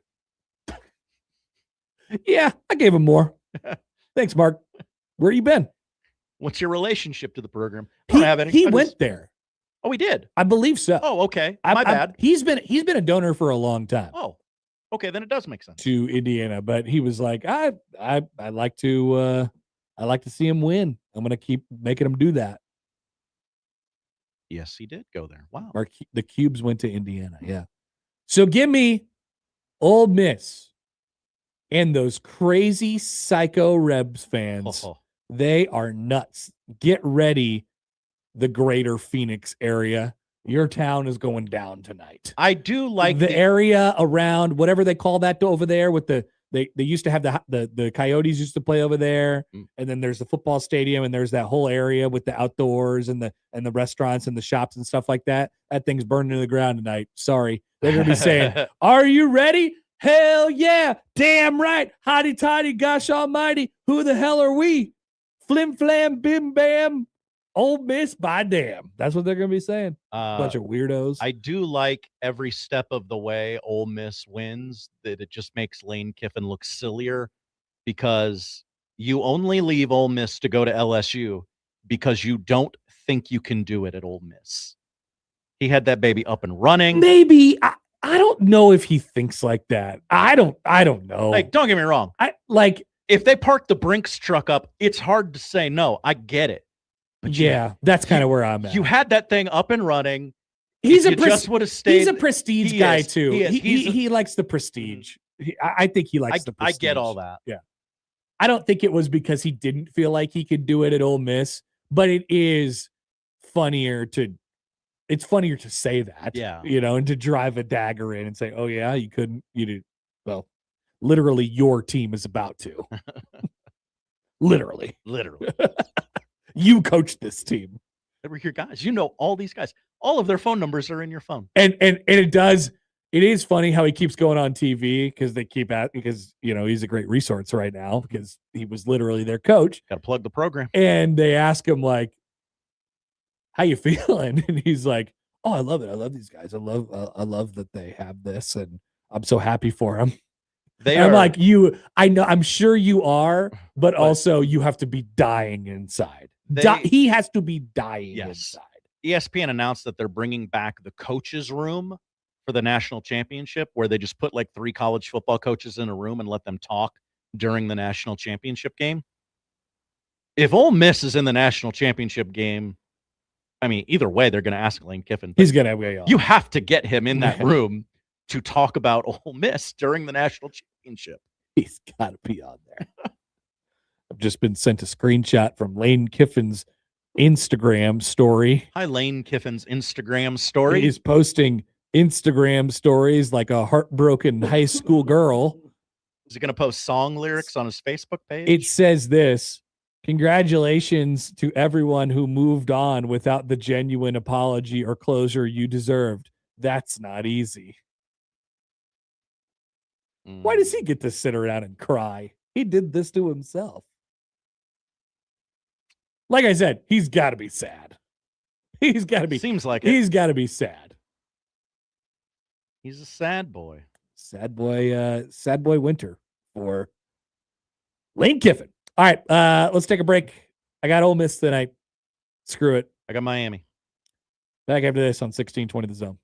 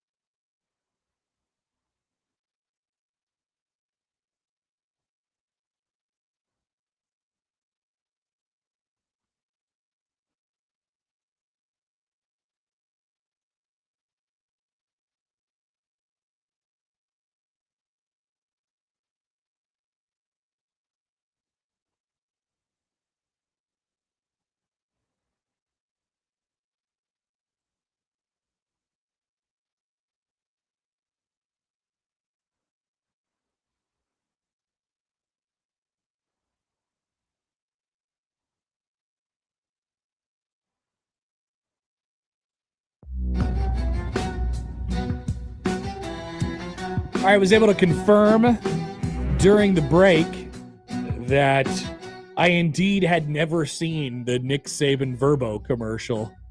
Oh, wow. And I watched it for the very first time. I'm sure I was around. I was sure I was in a room in which the VRBO Nick Saban commercial was played at some point in my life. But spoiler alert for the next segment, 96.5% of the audience has voted in our poll question, has seen it. That was the first time I've ever comprehended it. Sure. Maybe that should be the poll question. Okay. Have you ever comprehended the Nick Saban VRBO commercial? Because I hadn't until just right now, and I am here to rule. It was funny. It was. Nice job, Nick Saban. We got a Guy's barbecue. Got a real future. We got a barbecue out back, but don't touch that. Kids can't even go in the house. That's pretty good. Nice job, Nick Saban. What a funny commercial. Now, I'm sure it's probably less funny for those of you who have seen it 800 times. Even our dear friend John Bishop writes in. He says it's a good commercial, but like the Cheez-Its one where the Cheez-It yells, "I woke up feeling the cheesiest, coach." It's way overplayed. Freshen it up, folks. I know the exact commercial he's talking about because of that line. Travis says, Connor, WTF? That was a Super Bowl commercial from last year. Yeah, I watched the Super Bowl commercials, but I didn't take as good of a mental note of the Super Bowl commercials as I usually do. Well, not as I usually do, but like we don't care anymore about Super Bowl commercials. Like, remember when everybody would come on the radio the day after the Super Bowl and they'd be like, grade your Super Bowl commercials, like rank them? I don't think anybody actually does that anymore. I don't think anybody cares. Oh, I bet there's quite a few shows hosted by people Yacht Rock of a 1180. certain age. Yacht Rock 1180. Yeah, a lot of people. Hey, hit the station page for my top 5 Super Bowl, my top 5 big game commercials available on our station page right now. That's going to be like us in our NFL playoff bracket, which looks mysteriously the same. Except for one round. Hockey Dad writes in. Hi, Hockey Dad. At Connor Happer on Twitter. That commercial is hysterical. I agree. There you go. History has been made today. We never got the chance to talk about the Blue Jays on our own, even though some of you will say, well, Connor, you did talk about it with Jacob for 30 minutes. Well, guess what? I have more. There's a 30-minute honk. I have more. Here is the more. Jason Green. Honk. Have you heard about Jason Green? I have, and I would like to hear more. I watched the game last night.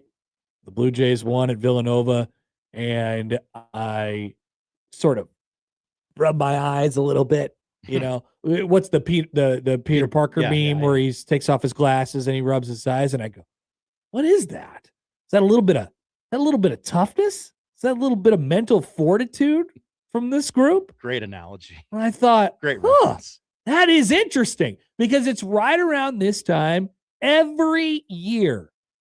I know we have some distortion about how these seasons have gone, but I can tell you from the last 3 years, like clockwork, right around this time, we are wondering, I just don't know. Do they have the toughness? Do they have the grit? Do they have the mental, like, whatever, to be able to hang in some of these games? Do they have the physicality? Do they have any dogs? Do they have any guys who could say roof like dogs? We're always wondering about that. It's Creighton basketball. It's built on it's built on offense, right? It's built on high flying, like three-point shooting, all that, three-point shooting sons of guns.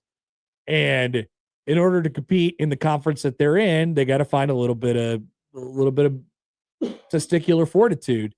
And they, in each of the last couple seasons that have been NCAA tournament runs of at least one game, they find it right now, almost on the date right now. And so I thought it was interesting how last night, yes, as I asked Jacob earlier, I think it was a little bit about, it was quite a lot about shot making, right? Villanova's in their drop, and Austin Swartz just got unconscious from the free throw line, from the elbow, and, knocked him. 3 of them in a row where he didn't even move the net. It was just no doubt they're going in with confidence every single time. But they make tough shots down the stretch. Harper's got the big one to take one of the big ones to take the lead. Dix has the one at the end of the shot clock. Fedor made a big 3. There was some bad stuff that happened, like the non-call foul on Davis, they do some, and I'm here to tell you, they do some stupid mind-boggling stuff. So you can't totally trust them yet. They do some stupid mind-boggling stuff. Last night it was Graves and his weird pull-down foul thing that the guy who was doing the game on television was like, that's not a flagrant foul. And then they went to break and they were like, oh yeah, that was definitely a flagrant foul. And then some of the stuff that Harper was doing last night was very questionable up until, he started, getting loose at the end of the game. But in a close game like that, you probably just have to hope you get more good than bad. I don't know. I'm the picture's starting to get, the path is starting to become a little bit clearer. There is, you still don't know where you're going yet, simply because, the sample size of them actually being a coherent basketball team is small. But I like that they have options. I like that if it's not, if Trout is like Trout, the last 2 games hasn't made any threes, right? So you got to trade out somewhere else and get, make up the 3-point shooting that he lacked on those given nights on the defensive end. And so there's different personnel opportunities that you could go and find those guys. Hudson Greer is still getting back. He's going to be an option for you down the stretch. Dependent on matchups, what does Harper bring to the table? Dependent on matchups, what is, these guys, what do these guys, bring to the table? Graves / Davis, right? Like where can you trade off on any given night? And I tell you what, like, if it comes down to them figuring out the math equation game by game instead of in this big picture season thing like it has been, I like their ability to do it just because of the coach and the history that they've shown of being able to figure that out on a game by game basis. So is the path alive? Yeah. The path is alive. Alive and well, Josh. And the path, if the path is like, if you got the leaf blower out and the path okay, has become clear from the leaf blower, if they win on Saturday, the path is like luminescent. It's glowing. Yeah, because there's like 4 or 5 teams with 1 conference loss. There's a little log jam right there. If you can find yourself on the top side of that in the next week or two, it'd be great. St. John's, Villanova, and UConn are, I mean, I don't know. St. John's and UConn are the top 2 teams in the league. Villanova is in the same realm, which is such a big reason why it was so good to go on the road and get that win last night. But you can really, I mean, winning over St. John's is it probably publicly and more loudly stamps that you are quote unquote back, right? And so I'm excited to see what it feels like in there on Saturday. We haven't had a game in that building since last year that was kind of unhinged, like people kind of foaming from the mouth, like we need this. So let's bring it on Saturday. Can't wait to see what it looks like in there. Why not? You need that home court advantage. I still believe that they're probably going to do something stupid and lose to somebody bad. I'd like, or multiple teams bad. That's absolutely in play. I don't know. And with all the same things that I said yesterday still stand. Like, that's why it's hard for me to imagine them going like 14-6 or 15-5, just because I think the variance is so wide and they could lose to whoever on any given moment. I think that's true. This thing kind of feels cobbled together with like bubble gum and duct tape, but it's literally one game at a time. Yeah. Mm-hmm. It's literally one game at a time. And the next one is St. John's with a chance to go 5-1 in the league. Kenneth in the YouTube chat. Hi, Kenneth. I'm going to have a few small beers before the game. Nice. Thank you, Benicio del Kenneth. Appreciate that. Few small beers. Great line. Is Mr. Kill Yourself? I want to kill myself, jump in the cold and die of frostbite. I don't think he's in any danger of jumping in the cold and dying of frostbite on Saturday, although it is supposed to be some weather coming in tonight. Yeah, but we're not talking about some true sicko January stuff. No, working in New York, it'll be nothing. I'm sure Rick, as always, will enjoy his travel to Omaha. That guy seems to have a great time here. Will he be wearing his white suit? Oh, I think he saves that one for the Garden. that makes sense. Rick will probably hear about it. He won't hear about it as much as his boy Hurley, because people hate Hurley. People are like, oh, this Patino guy, I don't really like him, but he doesn't bother me. I thought Patino would pass Hurley because I legitimately hate him. You're not passing that guy. He's an important character in the sport of college. They both are, really. But he is. But it's more fun to get after Hurley because he might chuck a water bottle. Oh, yeah, at you or he's going to do something. Yeah. He's going to do something about it. Patino, you just might have to hear about it afterwards in the post-game press conference. That's all. All right, let's take a break. We'll get to the polls. We'll tell you what to watch after this on 1620 The Zone. Upon further review, the host point is good. The Connor Happer Show returns in minutes on 1620 The Zone.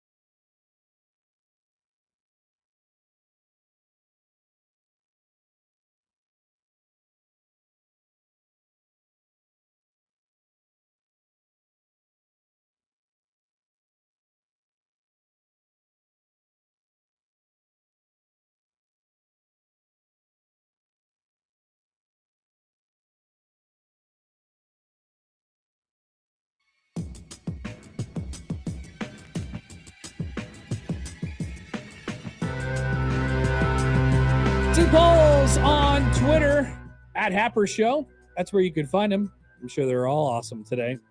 Have you ever returned a couch? No. No, I haven't.